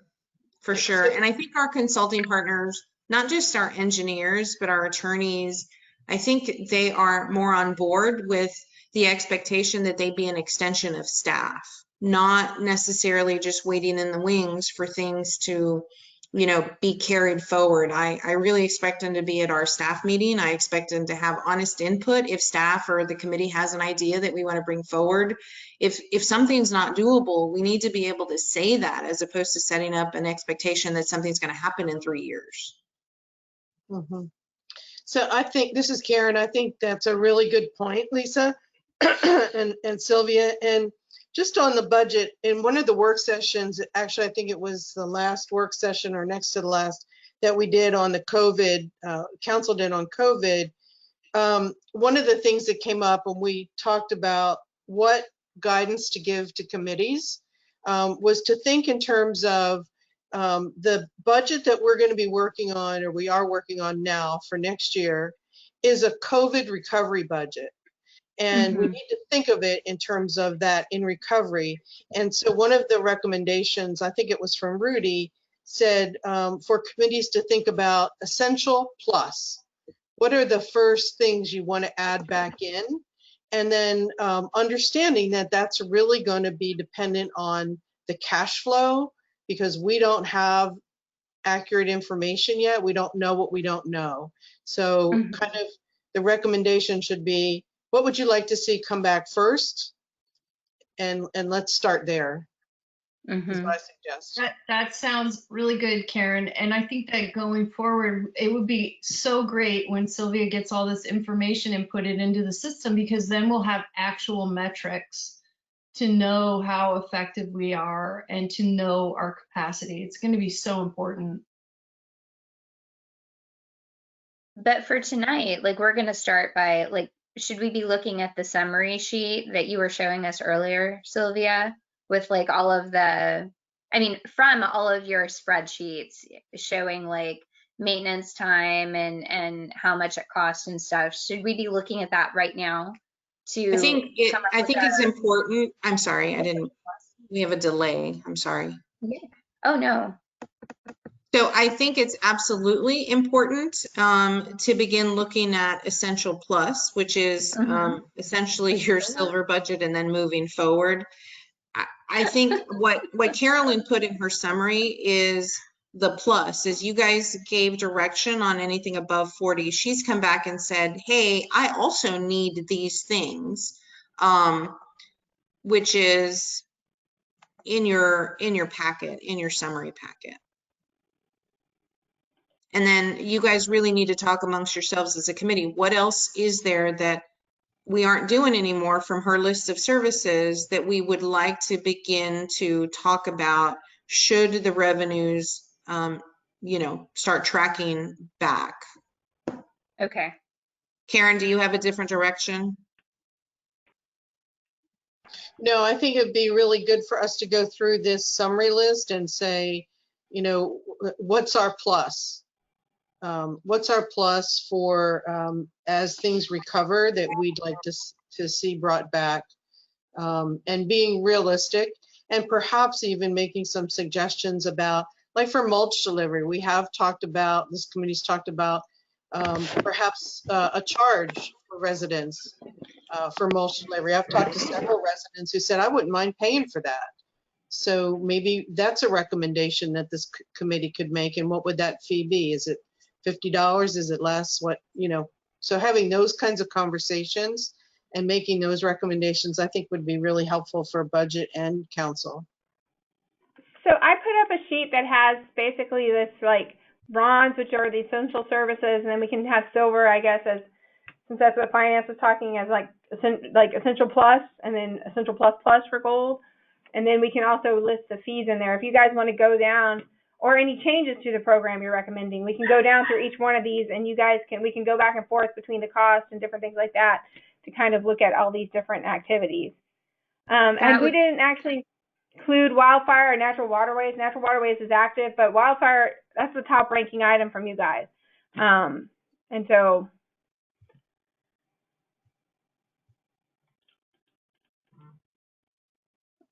Okay, I see Catherine has a question. Yeah, just before we started, do we need to consider whether some of these that are marked as active with the asterisk, which means that they are not like fully active but still going, are those some that we have to consider be an increase in cost when they go back up to their normal levels? Absolutely. Yes. Because she's doing it now on a very limited amount because of the staffing. So there's, you know, there's discussion in terms of ditch and right-of-way maintenance, for example. I don't know what the cost summary on that is, but if it's something that is either too expensive or doesn't rank high or whatever, then the alternative is that a sub out? Can we sub that out to somebody? Or internally, we talked about, what's the rate of return for that? Is it that I get 2 additional staffers and they're able to do not only ditch and right of way, but they're able to also help with fire breaks and, et cetera, et cetera. So all of that is good committee conversation. All right. So Zoe, it's Karen again. I think it might be helpful if Carolyn, if you and Sylvia could go through this and basically give us your recommendation, because I think we may have ranked some things lower that perhaps you think are more important. So that would help me. I don't know about anybody else. No, I think that's a great idea. Yeah, I think maybe if we can kind of take each one of these one by one from the top and kind of go down, I can give you kind of my recommendation on these, and then the committee can kind of make their recommendation and maybe categorize it and whatnot. So wildfire mitigation, obviously you guys think that it's very important. I think that's very important too. I think it's something that if we don't get behind, it's something we need to keep ahead of. We can't just let it continues to grow. So it is an issue that we should be taking care of.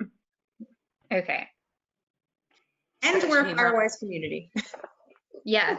Yeah, and we're a Firewise community, and it just is helpful that we're, and really what the fire breaks do is not so much protecting homes from spreading, but we're protecting the green spaces from fire spreading from homes into them, is what is how it's designed to work.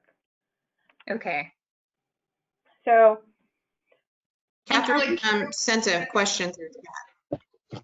Carolyn, correct me if I'm wrong, but don't you guys also use the mower and trim like a space that's like almost like a setback from properties as well? In some areas we do. So there's some areas we mow. There's some areas that it's more of a brush removal. For example, Brody, when we do Brody kind of fire break stuff, it's usually mowing a lot of times. It's just trying to keep that grass down to a lower level. And we do that like twice a year usually. And then the other areas are when we're, it's more, there is some mowing involved, but usually it's a lot of, it's trimming back brush and everything that's kind of grown into those areas just to help create some breaks. Thank you. Okay, and I see Helen had a question about this. Sorry. Uh-huh. Oh, sorry. Okay, whose turn is it? It's your turn. I was calling on Helen if she still has her hand raised.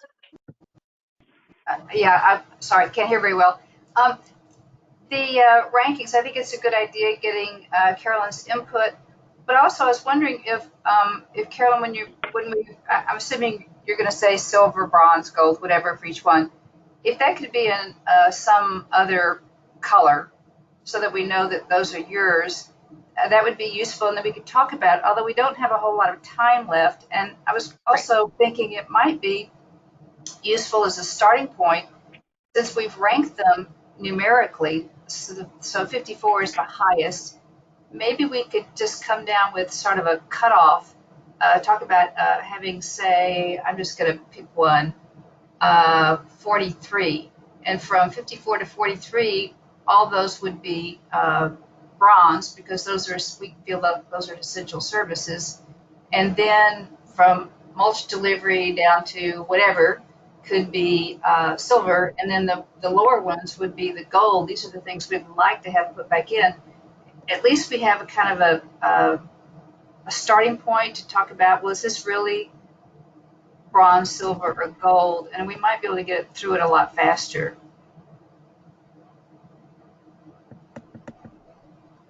I mean, that sounds fine to me, but I'm hoping that we'll go through all of them. And Catherine, I saw you had a quick question before we get started.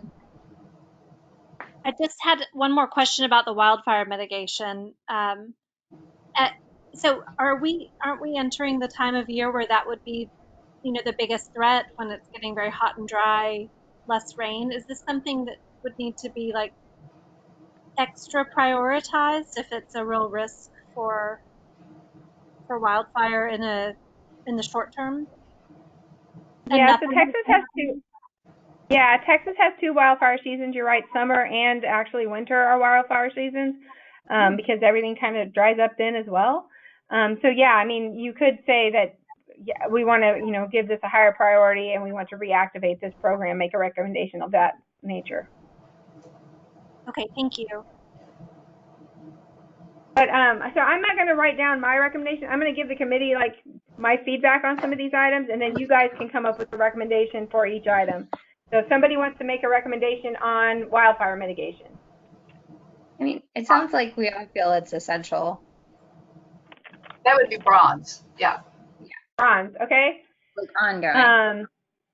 Natural waterways is somewhat active, and that's usually where we go into the creeks themselves and kind of clean up invasives and trash and things like that are kind of clogging up the waterways. Sometimes we'll kind of mow some of the areas on these areas that are right through the that go through the residential side of town, simply because they start to get really overgrown, and just kind of clean those up. Removing any sediment that's piling up on the bridges and stuff like that. Not bridges, but the low water crossings. So that's kind of, it is kind of an active program. We kind of try to hit that as much as we can, but it is an active program. Okay. That is flood control, and so I think that's extremely important, at least keeping the vegetation out of the waterways. That is pretty critical on our creeks. So you want to put that as a bronze again? I would. I hope, yes, if the rest of the group wants that. I mean, we originally said just about anything over like 40, right, was kind of our essential services. Right. That's why I was thinking we could sort of think of that view and then just put and we're reevaluating as we go down, but it might be a little faster because we know how we've already evaluated them before and discussed them. Okay, so then similar for ditch and right-of-way maintenance, I think in the example that you guys have, we looked at just Sunset Trail, the cost of what we do to Sunset Trail, and that's removing the leaves and debris. So that would be bronze again, like Helen said. So then the next one is wildlife management, dead animal removal. And the example I gave you, and I don't remember how much it costs. I'd have to look that up on that summary sheet real quick. The example I gave you was a dead animal removal, and generally a large dead animal, not like a possum. So a single dead animal removal does cost $128, but that does include the fee that we have to pay if we drop an animal at the dump. And so if we have to take an animal to TDS, it's a $35 fee, no matter what that animal weighs or how big it is.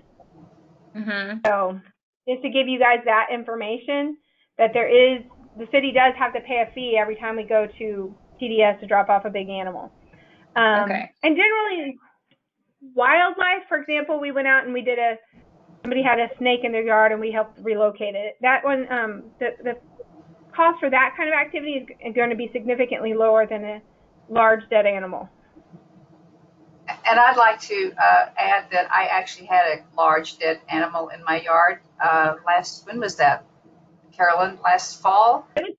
Yeah, last year sometime. It was a buck that died in the yard, and I didn't have them remove it. I just had them put lye on it and then covered up with some plastic and big rocks that I had so that it could just, that way they didn't have to take it anywhere and it could just stay in my yard. But my yard is large enough to handle that. Anyway, that seems very critical because we do have a lot of large animals wandering around, and we also have animals that get hit by cars, caught in fences. It can be pretty dicey when you're dealing with something that large. That item is already completely active, right? So clearly it's essential. There's no increase needed for that, if I'm correct. Right.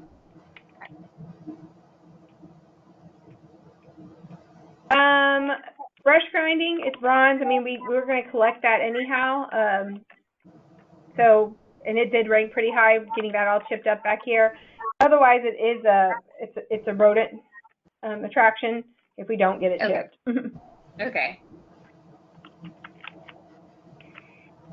And this is the one where people bring their brush to the yard? Yes, this is where they bring it to the yard. Okay. So if we wanted to talk about a fee or something, we could start talking about charging fees for people using the yard or something like that. I don't know that we're ready to talk about fees or anything like that tonight. But you guys could, I mean, if y'all are interested in something like that, we could put like over to the right, just say possible fee, and just, we could still hammer some of that out. Okay. I don't know if anybody is wanting to examine that yet, or maybe we should get through the list first. Okay, so litter pickup, that's, we do that, not as much as we had been doing it, but we still do litter pickup around the city.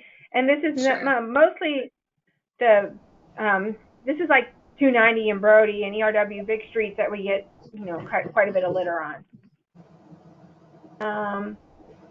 Maybe storage like, yard, I mean, this, go ahead. I was just going to say maybe there's a silver level where we increase frequency of litter pickup. I don't know what kind of frequency we're using now and what we were at.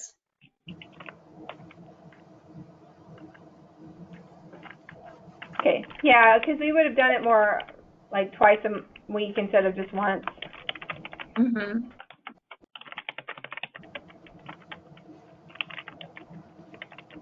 Okay. Storage yard, I mean, that kind of goes into brush grinding and mulch and a little bit of everything. This is the storage yard behind City Hall and the weekly management of that. It is kind of a bronze in that it's just, I mean, it's not been shut down. Right. This is one I think that we could maybe make a note that it could be limited access. Yeah. Or charge, or. Yeah, or like, charge by the load, or after a certain number of loads, you start paying. Because I did see some trucks pulling in there this weekend with trailers behind them. Didn't look like residents. No, and every weekend we have to spend a lot of time cleaning up the mess that's left behind over the weekend. That it is, there's residents who own rental houses who do rehabs and remodels, and they bring all their stuff in, or they give it to their contractor to bring in. They give their cars to the contractor. Okay. Yeah. Mulch deliveries.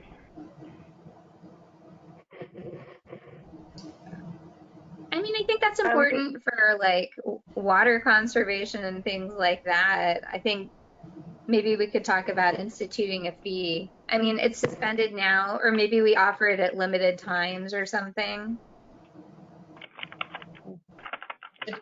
It's very popular. You might want to make it a silver with a fee attached to it.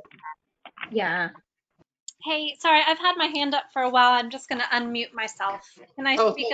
Okay. Sure. Thanks. Sorry about that. I actually had a comment about the previous one about the storage yard dumpster maintenance. Since that's card access, is there not a way to track which card was used at certain times? And no, it's got controlled access, and that you have to have a card to get in, but we don't have a system that actually tracks the number of like who came in when. Okay, I got we would need to upgrade the system for that. And that sounds expensive. Okay, just curious about that. I wondered about the mulch delivery. I would love to see that reinstated sooner, potentially with a fee, so that we could potentially counter the problem of the pile becoming too big. So you're thinking bronze with the fee?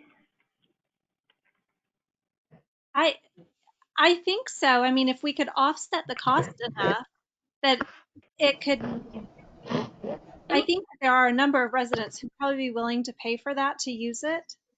And then it might save costs later if the pile becomes too big and something has to be done about it. I would say mulch delivery and curbside brush chipping are the things we get asked about the most. All right. Good to know. It says limited number of monthly deliveries. Does that mean you have to reserve slots in advance, or does that mean each household only gets 2 a year, right? Yeah, each household only gets 2 a year, but I think this was, I don't remember who said that, but limiting, so instead of us delivering mulch every Wednesday, basically, maybe it's only twice a month. So there are limited slots, and it's like a first come, first serve. Oh, okay. Sorry, I had to step out for a second. I missed that. I think No, that I don't think all of these items are to be determined. I think what we need to capture here is, where do we want it and what changes might happen. Okay. Yeah. I think that one is one that it seems like a lot of residents really like that service. Mm-hmm. Yeah. And I'm sure you are getting asked about it a lot. And then Yeah. if I could make a comment on Adopt a Tree, and then I'll turn off my mic. I would love for that to become a volunteer run program that perhaps some members of this committee could take over, so that it doesn't even need to be in this ranking. Oh, sorry, not for the mulch delivery. I'm Right. not willing. I'm on the wrong line. Next line. So that's just my my thought on that. Is it's a great love that program, idea. and I don't feel like the city staff need to be using their time on that. But they're still And going I to be would- involved with invoicing and stuff, right? Like, is there a way to I completely think- separate? I think that one will take some more discussion. I would also say that you would have to look at the list and what you're offering, because I don't think, you have many because there are times people order giant trees that you need a backhoe to deliver that tree. You're not going to be able to pull that tree off yourself and do that. So I think that it could have some volunteer aspects to it, but I think it's going to take some coordination and a little bit more looking at to make that actually happen. Yeah, Okay. like we're not going to be driving the flatbed truck to go pick them up. I don't No. think. Yeah. Gotcha. Yeah, maybe just learning more about it to see if it is something that we could offset some of the staff cost and time for that. So would you like that to be a silver? Where would you like to see that in the category? I think that should stay suspended for now. Personally. I would support it being silver, and maybe we could talk about like reducing the frequency of it. Like, it's twice a year now, right? Maybe do it once in the spring or something. It's 4 times a year now. Oh, So it could okay. go to twice a year. Yeah, maybe like start by starting off slowly. I like twice a year. I vote for twice a year in silver. Okay. Silver, possible volunteer activity, reducing frequency to twice a year. Okay. Mowing of residential right-of-ways. Pretty much active. We probably would have mowed a little more frequently than we do now, but it is an active program. I mean, I'm fine with active stuff staying active. Okay. Wildfire preparedness outreach. This is how they would do the calendar with the elementary school in the past few years. This could be something else. And I think there's ways that, because we do some of this at, like this year we did it at open house, so we're okay on our Firewise kind of thing for this. Okay. But it could be a different activity than what we've done in the past. So maybe we don't do, because the calendar from the elementary school was a very time-intensive kind of activity. Maybe it is something that is a different activity, and it's part of something else. So I don't know if the committee is good with that. I think that's fine. You should probably change it up every so often anyway. So would that become silver? Would you Use make printed that out silver? calendars. I'm sorry, Silver? I heard a couple of people. I don't know. Is it essential? So is it bronze? But then we're just changing the character of it so that there's not so much staff time involved? I'm asking the question. I don't know how we're treating this, whether it's essential and we drop down the amount of money we spend on it, do everything through the internet, just remind people on the internet, not have programs, or is it silver? Help me here. What do we? It's what essential. Versus If you want to remain a fire-wise community, it is essential to have some kind of wildfire outreach. I think it can just be done in a manner that's not as time consuming. Can we find out what the requirements are to be a fire-wise community? What activity? So yeah, it's very similar. I don't know the exact numbers, but there's so much that's spent on wildfire kind of mitigation per resident. It's usually not a huge amount of money. It's similar to Tree City. Tree City is like $3 per person basically, and holding an Arbor Day celebration. So this Firewise is going to be kind of fuel mitigation, things like that the city does, in addition to an education component, basically. And so it's very similar to Tree City USA. Can I vote to kill the calendar, because there's no reason for us to print out paper and a calendar that nobody might really use anymore? Most things are digital.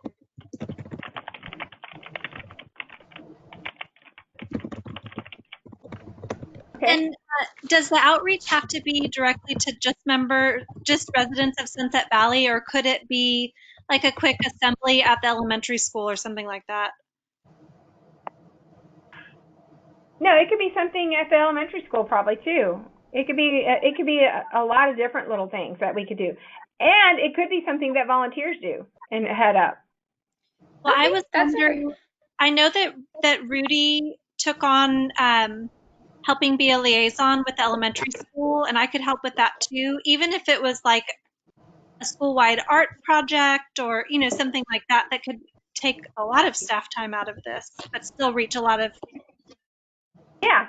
So maybe identifying any opportunities for volunteering. Okay, so I put it as a possible volunteer activity. That's great. So the next item, electronics, household hazardous waste recycling. That it's suspended. We did not do this one this year yet because of the timing of when COVID happened.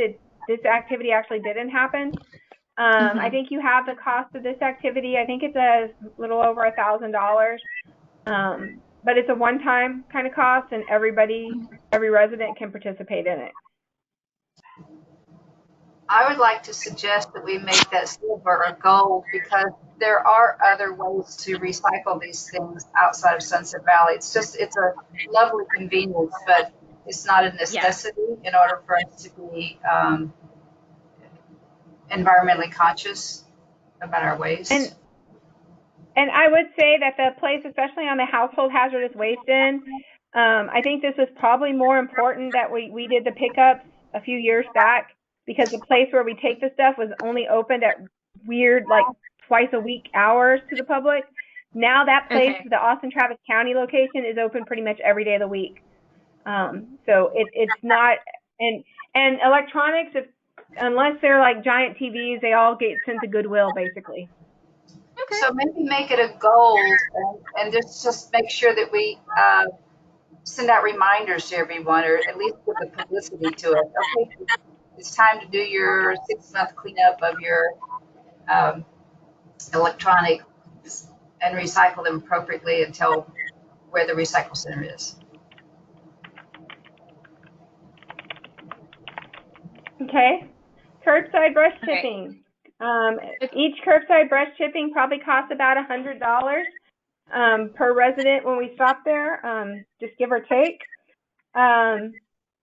It is a pretty popular thing though too. I mean, TDS does some curbside chipping obviously every other week, but it's not quite the same, and people do take advantage of the curbside chipping that the city offers. I want to talk about this one though in regards to the trailer usage. So trailer usage is in a similar kind. I mean, it made it toward the bottom of the list here basically.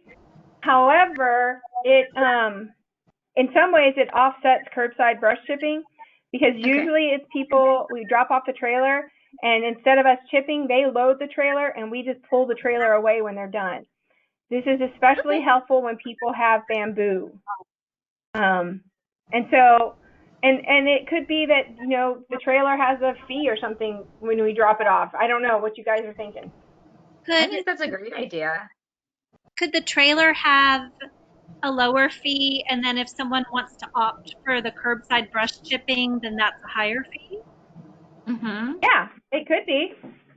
Because that's better for staff time, right? Yeah, I mean, I have a question regarding the chipping. So I'm familiar with when the mulch was dropped off and then had to get picked up and re-dropped off. I think there's 2 levels of mulch that you can do. One is a rough chipping and then another finer grain one. Is the trailer usage, is that chip on the site and throw out fine grain chip on your lawn or on your property? no. So if we do it on your property, that's on-site chipping, which is a little further down, and it is not fine grain. That's going to be the rough stuff that comes out of the chipper. So that's a different item. If we do it on your property, that's a totally separate item. Okay. Sorry, I misunderstood. Trailer usage, though. Okay. Trailer uses, we drop the trailer off, they load up their brush, and then we pull the trailer away and come dump it at the yard. So curbside chipping, would you guys consider that as bronze, silver, or gold? Curbside? Gold. Silver, gold. Silver. Consider Silver. Yeah, okay, silver. Possible fee, okay. Fees, I think. Okay. Is there a reason the trailer usage, it couldn't be bronze? Like, is it really intensive in some way? No, it's not super. I mean, you can kind of see where the numbers came out. It's like $70 or something like that, in that estimate there. But it could have a possible fee, and it could be bronze or it could be silver too, and they're used interchangeably with different fees, like someone had suggested. I feel like the silver, just from my perspective, I mean, it is not an essential service. It's one that people like, and it's very useful. And it sounds like if there were fees, I think I had suggested that the trailer one be cheaper to encourage people to do the heavy lifting themselves, and then reserve curbside brush chipping for people who would want to pay more for that time. And but I personally don't feel like the trailer usage or curbside brush chipping are essential bronze services. Sure. Okay. They're I kind of agree with that. And I'd also like to say, instead of possible fee, that we just say fee. What was that, Helen? Rather than just say possible fee, because that is pretty much, just fee. That this is a service that really, the residents really ought to be helping to pay for that. Okay. Not just the city service. Sounds like there's a lot we have to charge for, whether it's trees or, for the adopt a tree or all these various services, which kind of brings me back to if Carolyn's email keeps getting clogged up with all these people requesting things, that provides like a lot of a backlog for her. We need like some sort of a streamlined way to order all these things for the residents and put them on an agenda on a slate of projects for public works. So like it needs to be automated so that Carolyn doesn't have to manually go through emails, and like we don't have to physically go down to City Hall and swipe our credit card or something. Like can't we have like a platform where like maybe it's connected with our 311 portal or something along those lines, where like everyone can go to one place to do their orders and it can all be very streamlined. That's a good idea. Yeah, so that's probably,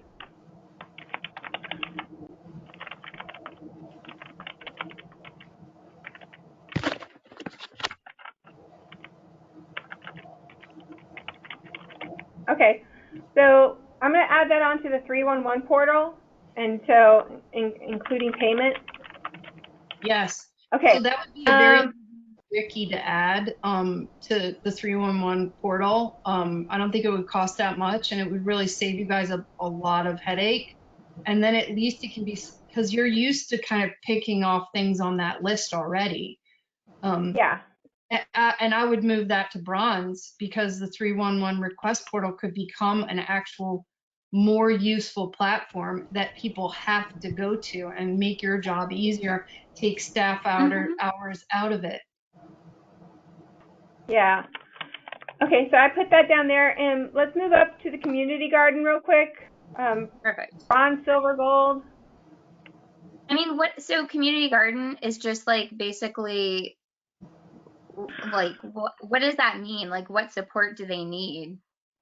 Mulching and stuff? That's a great question. That's a great question. So the city does have a budget for the community garden that we provide. Basically, we usually buy soil and different things for them. And if there's anything that's broken, we'll fix. And so even though it says it's suspended, so basically what that means kind of is that they don't have a budget anymore to buy those items right now. However, we still have to go and mow it. We can't let the grass grow up 3 feet tall in the garden. Right. So in some ways, it's a bronze as far as maintenance goes, because it is a city asset and a city facility. But perhaps the funding is a different thing, because the community garden also collects funds too. Sure. I mean, are they used to offset the cost of city services? Not as of yet. Okay. So, I mean, maybe that's a possibility for the future. I don't know what the community garden does with the money. But right now, the community garden it has a fund of about $4,000 sitting in a bank account. They're planning on using it to repair the fence, and we could definitely use the annual fee towards purchasing things like soil, but it's just a very small annual fee. So, and as a matter of fact, there was a vote to dissolve the nonprofit entity, so we won't have a way of handling money in the future. Okay. Because I know that the board voted to dissolve the entity, so that's something to consider going forward. Yeah. Okay. So that may be something, a discussion that the community garden could have. You know, like maybe we'll give the city fees to order it through the 311 portal. Yeah. Ant bait, basically city purchases ant bait, and then residents buy it from the city at whatever cost the city has purchased the ant bait for. Ant bait can be bought pretty much at any home improvement center. Right. Like silver, like gold. I mean, it doesn't seem like it's something we have to buy from the city. I almost feel like that could just be permanently chopped. Yeah. Others may disagree. I mean, I just buy my ant treatment when I'm getting other stuff at the garden store, and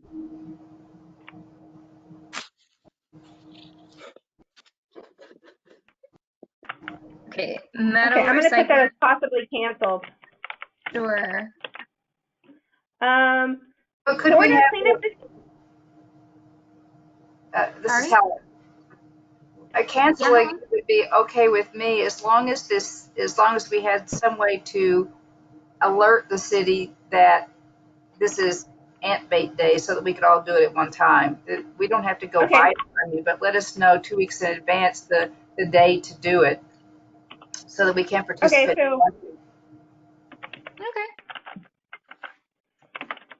Okay, so possibly cancel the purchasing program, but keep Ant Day, basically. Yes, and publicize it. Yeah.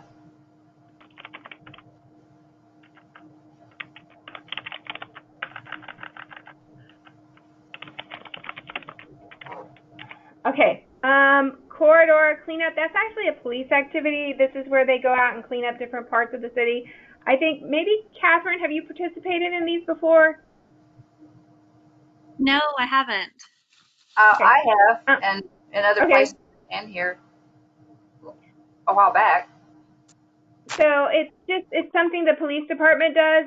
And I don't think I think it's mostly a volunteer-based activity. And well, the police department's there too doing these activities, but it's mostly going to be a volunteer activity.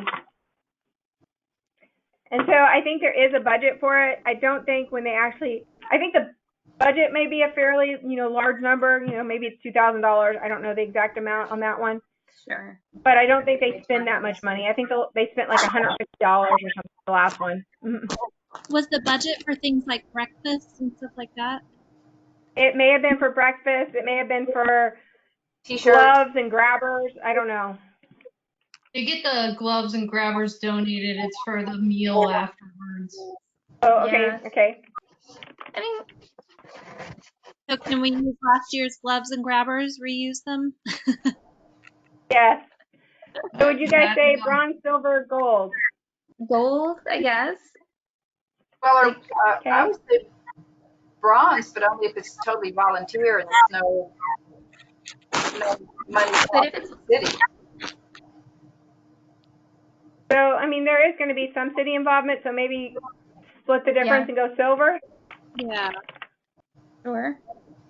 Metal recycling. Metal recycling is it's active. It's one of the dumpsters that's behind City Hall. But we also do. It would be similar to bulk item pickup and everything like that. We do a pickup in March. So there is a pickup day related to it, or it's the passive version where people can dump their stuff behind City Hall. So it's kind of a little bit of both. Okay. I certainly you use could- it on the once a year or twice a year pickup, but I don't have any thoughts about what category it should be in. Well, I mean, I think this is important because there might be many people who are not able to get larger items easily to another place. And it also Okay. encourages people to recycle instead of just throwing stuff in the dumpster by having that available. So I do appreciate it from kind of an environmental standpoint and from thinking about residents who maybe have less access, or it would be more difficult for them to get stuff if they please. I mean, we could always change the frequency of dumping, right? That's the big cost there. Probably. Metal actually is going to be a little different as far as the cost for the dumpsters because Okay. there is the city actually can get money from the metal recycling. That's what I was going to say. The aluminum and things are very valuable. Yeah, so it's not like the bulk item dumpster, the big trash dumpster, where it's just the net cost. The city actually can get money from the metal dumpster. Okay. So do you guys want to say that as bronze or silver? I guess bronze, like if there's not really, what do you guys think? I'm good with bronze. Okay. Okay. And we kind of will skip summer youth program. Would you consider the bulk item pickup in the same thing, or would you consider that separate, basically? What is the once Would a you year? want that as bronze? So I guess, so that's, right now it's a once a year thing and it was already completed? Yeah, we've already completed it for this year. We usually do 2 days in March. Okay. Basically, and the reason we do 2 days is because inevitably we will do it that one day and somebody will call the next day and be like, I missed bulk item pickup. So we usually always do 2 days in March. Okay. Just to help out. I have a question. Do we pay TDS to pick it up? Is that how that works? Or do we pay the bulk, or do you pick it up and take it somewhere? I don't understand the process. So the city staff picks it up on the curb, and then we put it in the dumpster behind City Hall. So TDS picks up the dumpster, but as far as curbside, it's picked up by city staff. Okay. how does the city of Austin do it? Because they have that curbside pickup twice a year. And is that from the city of, does the city of Austin trash disposal that is part of their operating services? Yes, Or I think is it's that part something- of the city's operating services. So they just add that in a couple of times a year? Okay. And it rotates like neighborhoods basically throughout the year. Could we ask TDS to come in twice a year and just pick it up on the street rather than hauling it all to a dumpster and then having TDS pick up the dumpster? Is there any cost? Yes. Great idea. Yes, we can ask TDS that because I know that I have a personal trash contract with TDS for my house, and I know we're allowed to have a bulk pickup item with part of our trash contract. Oh, that's So great. Okay, they should be able to do that. What do you guys think? Bronze, silver, gold? I would say bronze or silver, but it depends pretty much on whether they would pick it up. Yeah. I agree with exploring the TDS option.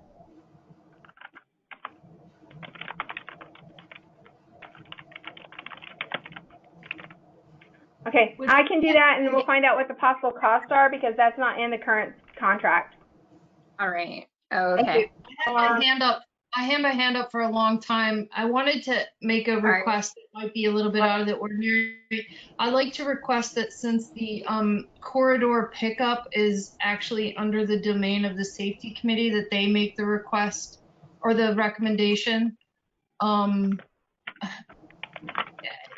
It just seems weird that we're voting on it and we don't even know anything about it. And, you know, Chief Carter kind of heads up that program. That seems, So that makes I sense. put it in there that asks that the Public Safety Committee review. I mean, it's not uncommon for the committee to kind of make recommendations on something. But yeah, Okay. because we can just ask them for review. Okay. Summer youth program. So for those of you unfamiliar with this program, it's been canceled for the summer just with COVID. We can't do this. But this is where we have kids who live in Sunset Valley, basically between the ages of 14 to 18, as well as kids 18 and up for the intern part of the program, come in and work for the Public Works Department. There's a cost of about $40,000 because the kids are paid. It's a part-time job, gives them work experience, gives Public Work extra hands during the summer to do different activities. We usually put together a list of teen program projects, things that we know the kids can work on, because there are limitations on what they can work on. So we can't, kids can't feed a chipper, but they can haul brush. So they can haul the brush to a staff member who then feeds the chipper. Okay. So it is a youth kind of work program. So I don't know if this is something, you guys are interested in. I mean, like I said, this year it's not happening, but bringing it back next summer. And also, by the time this would be going into effect would be next May, we should have a pretty good idea of what the whole COVID situation is. Right. So I mean, it's further out. Is I'm it a very benefit to in the favor city? of this program because I've seen the kids and I know some of the children that have been in it. And I think it's really wonderful to have kids, especially in our economic status, be out there digging ditches and hauling branches around. I think it's really good training for all of them. And I was wondering if, so I know it's not essential, but definitely bring it back as soon as we're able to when our income goes up. So I don't want to lose that. Could we possibly make it silver and then maybe look at having a lesser budget instead of what did you say, 40,000? That we see what we could do with 20,000 so that we don't just have to suspend it. Yeah. I was wondering if there are even. And I would say it's 40,000, but it would be very rare that we would actually spend ever $40,000. Okay. So yeah, 40,000 would be that we have a full complement of students, and they're there every day that they're supposed to be there, all of these kids, you know, they'll go on vacation, so they'll be off a week. They'll have band camp. They'll be off 2 weeks at the end of summer. So it would be very rare that we'd ever have a full, if we would ever, Okay. I don't think we've ever spent the full 40,000. What do you pay them per hour? So they usually start off, I think, at $8.25 or $8.50, and then it kind of goes up. And usually as interns, they usually start at $10. And can they use And then this as as they, part of their college That seems submissions? yeah, they can use it as, you know, and we write letters of recommendation for the kids all the time, and for either college or for jobs or different things like that. I mean, quite often, and they use us as references to get their next job. Yeah, I think it's a wonderful program. Thanks. I think it's Okay. a great program too, and you know, maybe we can really have it on our radar at the start of next year to start thinking of creative ways to make it happen if it looks like the budget won't fully support it. Catherine, I think I hear you, but you're kind of muffled. Oh, sorry. Are you able to hear me any better? Yeah, much. Yes. Oh, I was just saying, I love that program too, and I'm hoping that, you know, maybe we can even get creative in helping make it happen summer, if the budget doesn't look like it will fully support it. So I agree with the silver for sure. Yeah, I do Okay. too. Okay. All right. All right. We only have a few left. Can we lump them together? So, yeah, we can go through these, I think, really fast. Residential conversations. Generally, that's people who call, and generally it's usually new residents who've just moved in, and they just ask us, well, usually it's me, to come out and look at tell them what's on their property. What kind of trees do they have? What kind of plants are in their yard? Those kind of things. Okay. I mean, to me, that's a gold thing. That would be really nice. But I think it's a great service, but also I think maybe some residents could also help out if we had a neighbor helping neighbor or whatever. So I'm familiar with wildlife, and I know there are a lot of people here who are really familiar with plants and gardening and whatnot. So it seems like, yeah, having resident volunteers do this kind of work. It'd be a really good way for us to meet our new neighbors or just meet our neighbors. Okay. Mm-hmm. Okay, so environmental seminars, this is kind of lumped with creek cleanup, summer science days, Arbor Days. In order to remain a Tree City USA, we have to do some kind of Arbor Day celebration. It doesn't require to say what kind of Arbor Day celebration we do, but we do have to recognize Arbor Day in some way. And those are also things that, you know, creek cleanups and Arbor Day, they can be done at socially distanced, especially creek cleanups. Usually people are kind of in their small groups anyhow. I mean, to me, this seems kind of like maybe not essential, but like for our status, it's important. And we could always look at volunteers doing it or cutting the budget to make it possible. What is the budget, please? There's probably, I'm trying to think, there's like I want to say there's about $2,000 in 2 different categories in general fund. It may be $2,500. And there is money in green tax for some of these items as well. I think we have $4,000 in environmental education in the green tax. Would that 4,000 cover it? Yes. And so okay. it could stay mostly in the green tax. Would you put that down there besides volunteers?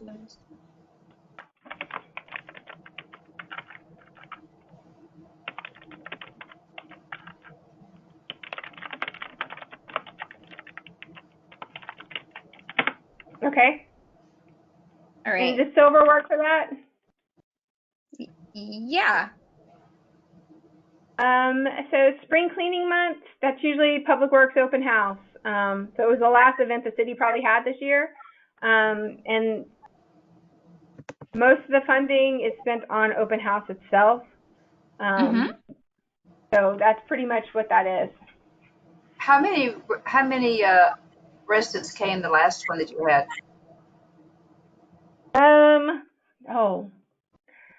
I can't say exactly the last one. Usually it's between 80 to 100 residents who come in and out. Okay, that's a good number. Yeah, no, and like I said, I can't say exactly because COVID hit like right after that, and I didn't go and look. Usually I add it all up, but I didn't this year. But it's usually 80 to 100 people. I have a question about spring cleaning month. It was really great, but could it be that we use that event to combine pickup for orders for adopt a tree or something? Because it's such a big event. I feel like it could be made better and bigger and get more done. And that would be a great way to like also simultaneously raise awareness of the different kind of plants and stuff, because you guys already had plants you could pick up down there, but it would just be like, you could do Ant Day and like talk yeah, about we kind of do everything. So that is something we could do, is combine. Usually the adopt a tree order is after spring open house, but we could combine it as one kind of thing. And I need to go back up to the adopt a tree, because that's one of the things we talked about, was also that plants are picked up and not delivered at one of the previous meetings. I think, yeah. Yeah, I mean, since you have such great turnout anyway for that event, it might, and you're already handing out things like hose sprayers and things. It kind of all goes together. And the fire awareness stuff happens at that event. We could kind of tick off a lot of boxes just at that event alone. Exactly. Yeah. So do you guys consider that bronze, silver, gold? I would say silver on that one. Yeah, I think silver too. Silver. Okay, silver. And then, so the next item is tire recycling. I would say that really this is a bronze item. It's active right now because we don't offer like a tire recycling day. We may pick some up with bulk pickup, but we find tires. Yeah. So we have to recycle them. So that seems great. If I bring my tire to the city, then do I pay the fee that I would pay if I took it to the state or to the landfill, wherever it goes? I know there's a fee for disposal, isn't there? When you buy a new tire. So currently, no. If you drop them off here, there would be no fee for the tire disposal, but that could be something that could be considered for fee for disposal. Well, they might just come drop them off and not come tell you. Yeah, but right now, because the access is pretty, I mean, people have cars, but it's pretty uncontrolled. We have no idea if tires show up. Sometimes tires do show up here. But also, like I said, we just find tires. For example, we had, I don't know, probably 10 tires dumped one day, not here, but out on, over by Market Fair at the shopping center. Yeah, I think it's a really important service, just because tires are notorious for collecting water, and then you have mosquitoes, and they're just a very good thing to have out in the environment. So whatever we can do to keep that going, it just doesn't seem like we would pick it up anyway, right? If it was a litter pickup and up at another category. Yeah, we would pick it up. So it's more that we're just letting people bring them to City Hall and then we're going to dispose of them. What is the budget for that? It's really low. It's like $650, I think. And that's for actually paying the state to take the tires? Well, it's to pay the tire recycling companies, yes. Yeah, the tire recycling company, right. Yeah. Okay. And we usually end up with them about twice a year. We usually try to get rid of them during the summer more frequently, simply because they tend to hold water and be mosquito breeding grounds. Okay. Right. So bronze sounds like it's important, but I'm also realizing that we're making almost everything bronze. Although there's some silver and gold mixed in, and there's questions about possible fees too with the items. Yeah, I think the fees, I think what we need to emphasize with budget and finance when we turn this into them is that a lot of these bronze and silvers, we're associating fees with them so that we're going to get some payback, and it won't cost as much as what's in our budget now. So the next item is on-site brush chipping. Now this is where we would actually take the chipper on-site to somebody's property. Generally, we would chip the brush on the property and leave the chips behind. In order to do this, obviously people have to have access to where their brush is. We we aren't hauling their brush from their backyard to the front yard. Usually it's driving into the backyard, so there's a right of access kind of issue there. Generally, I'm trying to think of the people who do this. A lot of times it's larger properties on Oakdale, whose driveway sometimes the driveway is just so long, it just is hard, and a lot of times it's elderly residents I request this. I'm going to say gold. Gold, okay. And do you want to? And we talked about possible fees with the other ones. Do you want a possible fee too? I think fee would be good. A possible fee, and then you could drop it down to silver as long as they're offsetting the cost. And Catherine, are you saying something? Yeah, I wanted to add to that one. I agree with the gold and with a fee for it, but I wonder if there could be a little wiggle room for, say, older residents who would have a difficult time managing this or may not have the budget to pay someone to do that. Mm-hmm. You know, there could occasionally be like a waiver of the fee for someone who really was in need. Yeah. I would like to interject that I would be probably qualifying as elderly, but I could afford it. And most of the people on my street who are elderly, believe me, they can afford this. They can afford it too. But then there's always the folks who can't. So that's a real hard service to balance. It would have to be a case-by-case basis, but I know that I have a neighbor who is 90 and she's on a fixed income. So, you know. Yes, no, I understand. I appreciate the elderly part. Okay, we only have a few more left. So soil delivery. Power through. Silver, gold, bronze. Gold. Gold with a fee. And gold fee. With fee.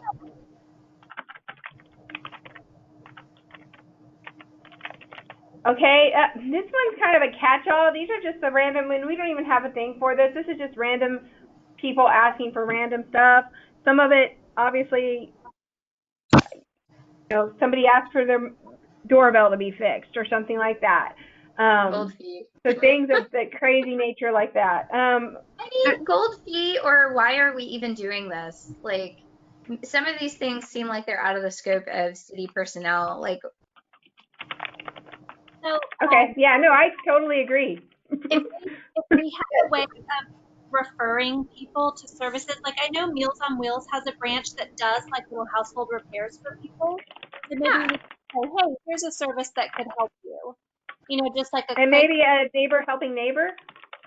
Yeah, neighbor helping neighbor. I think that's a good idea on the Sunset Valley. I don't do Facebook, but that'd be a great thing for Facebook. Or it could be a program that we somehow set up that we as volunteers would manage it, but people could come, they could ask us, email us and say, oh, I need this. And then we have a bank of people that we could call upon to go do it for them.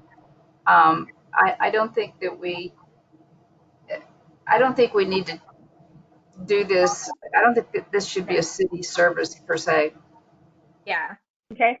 Refer people to service, neighbor helping neighbor program. Final item, rebate programs. 3 different categories of rebate programs. So we have the water conservation programs. We have pollution reduction, which covers lights and like compost kind of issues. And then we have energy conservation. So 3 different levels of programs. Currently, this is all suspended. Actually, the budget, I believe, is going to be stripped from these items. Where do they stand for 2020, 2021? I don't see it on my screen. Can you scroll up a little bit? Yep, there we go. Thank you. I would say silver at a reduced level, maybe from 2020, from what was proposed for 2020. I agree, Zoe. I do think that these are important and that they encourage people to make improvements on their property that are environmentally friendly. Yeah. So I wouldn't want to see them gone. But they've always been like first come, first serve. Yeah. Does the committee want to review the programs and make any recommendations on changes to the programs at some point? Not tonight. No, not tonight. I agree with the reduced levels, but I think that maybe you could keep all the associated reimbursement rebate levels that you guys had already done so much work on, and then just limit the amount of how many residents can apply per year a little bit more if we have budgetary constraints. Okay. I personally would not mind the opportunity to look through all that have been offered. You know, if they're starting to like add some in to maybe even determine which of those would have the biggest impact. I feel like we could even do something like gold is 100% of the original program. Silver is reduced participation in half, and bronze or you know what I mean, reverse it. Yeah. Sorry. I like that idea. Yeah. No, Okay, and so yeah.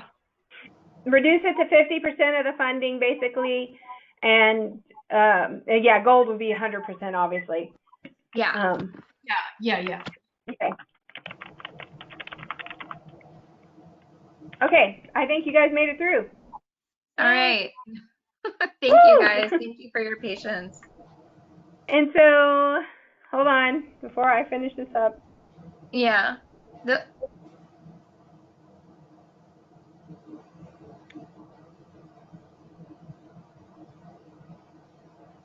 do we need to make a motion or anything?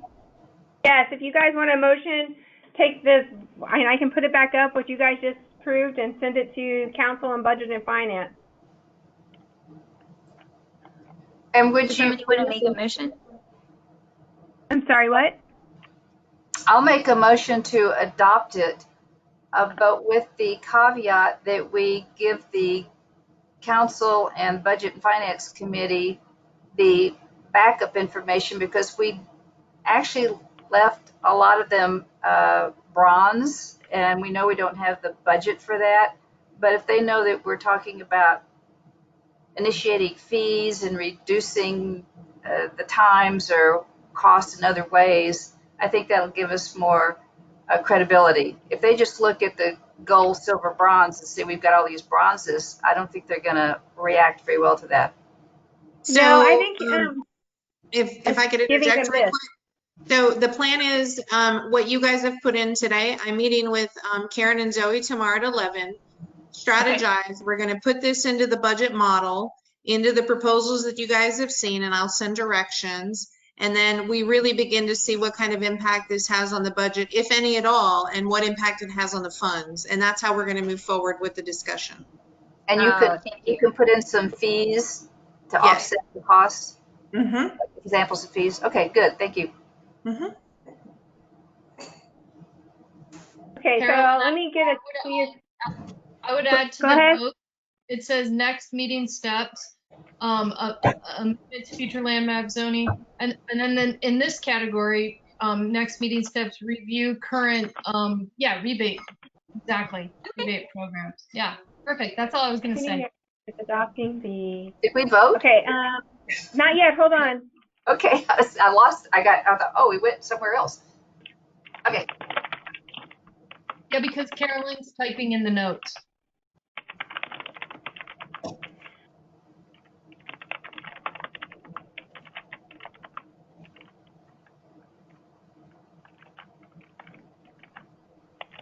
Great work, everybody. Yes, thank you so much. Thanks for you guys are I'm nerdly excited about when we put this in the model, how you guys see the slider working. I'm excited too. And then Sylvia, did you want to have a follow-up meeting to kind of introduce it to the committee as a whole? Yes, after the four of us talk tomorrow and strategize how we're going to move it forward, then we can talk about another meeting date. And if you guys want to set that tonight, I'm totally fine with that as well. Okay. Okay, so maybe I just typed in, so basically kind of going off what Helen said and kind of pulling in what Sylvia said, that you're recommending adopting the program and service list as amended and sending these recommendations onto Budget and Finance and City Council, and these items will go into the budget model for 2020-2021. Is that correct? We're not ready to send these forward yet, y'all. We're not ready. You guys need another pass at them to see the model. You might change your mind once you see what it does, or you may say, hey, well, we can afford a little more of that. Okay, we can bump this up to. Okay, I amend my motion to what Carolyn's writing. Thank you, Helen.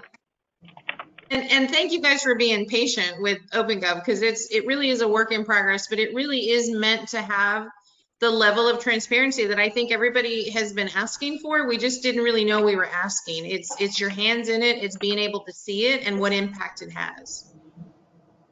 Okay, so the committee recommended adopting the program and service list as amended and look at how these affect the budget model for 2020, 2021. Is that better? Yes. That looks Okay, good. Helen made the motion. Who seconded? We need a second. I'll second. Is that Zoe? Yeah, Zoe seconds. Okay. Okay. And then let's type your comment, your vote. Oh, wrong one. Let's see.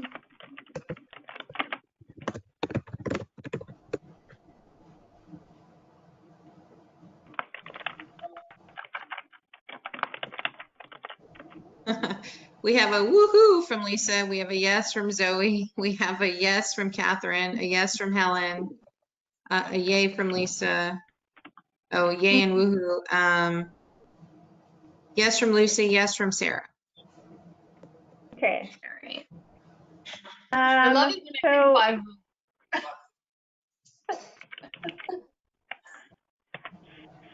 Final item, Zoe, is talking about the regular meeting date and time because of the conflicts we were having with budget and finance on Thursday night. Yeah, they've been scheduling a lot of special meetings. So they've been scheduling all their meetings on Thursday. So like, because our agenda didn't get posted in time, it turned out to be kind of like a moot point. But there's going to be at least one conflict in the future, right? Yes. So I don't know if we want to just reschedule that one now, or like for my family, it's kind of difficult because Mark is on finance and I'm on the P&E. So one of us is going to miss part of the meeting. So I don't know if there are any conflicts for other people or if it's a problem to move it. What is our deadline for being able to look at this a second time with the budget model before it needs to be finalized?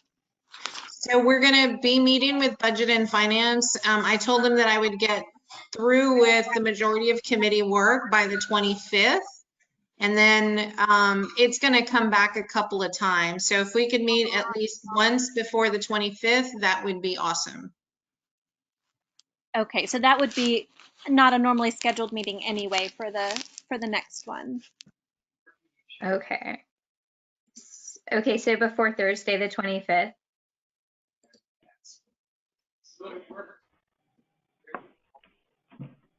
So the 16th would be a council meeting. Okay. 18th is budget and finance, correct? And public works committee. Okay, so not the 18th. Do we want the Not 22nd? The 18th.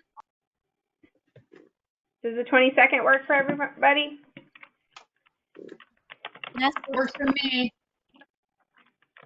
I think it works for us.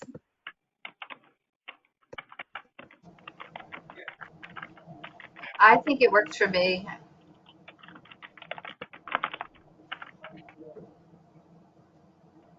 Sarah said okay too. Fine.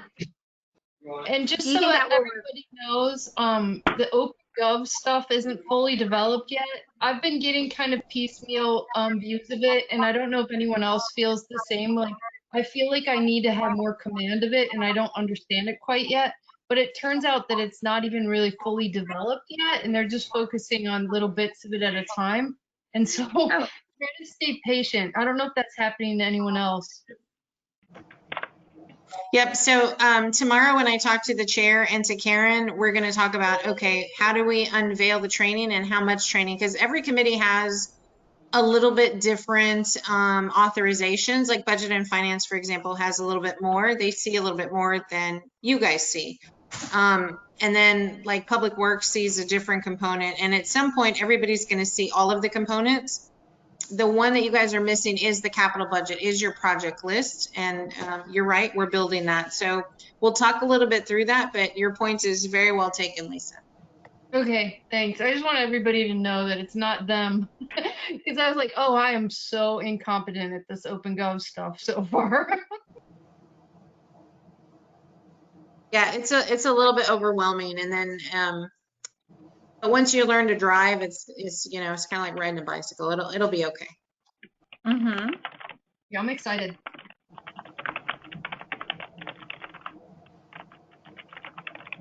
So I'm also saying that we'll set the July meeting at the next meeting. That's okay. That's perfect. And now I think we're at the end. Okay. Okay. Does anybody Who want wants to look at the motion? minutes real quick? Oh yeah. Motion to adjourn. All right. Do we have a second? Who seconded? Was it Helen? Helen seconded. Okay. Okay. Who's in favor? Type in your.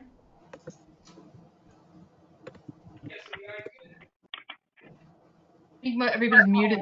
Oh.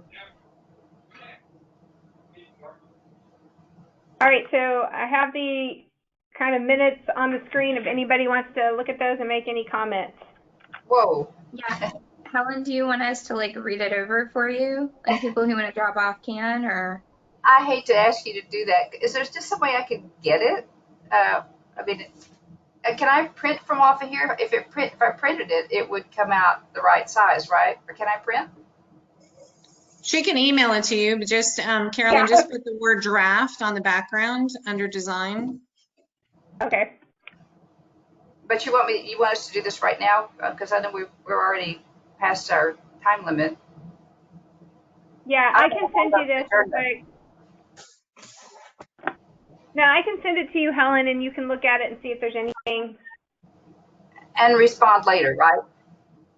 Yes. Okay, that works. I don't want to hold anything up. Thank you. All right. Thank you so much. Thank you, everybody. Thank you, guys. Good night, Thank y'all. you.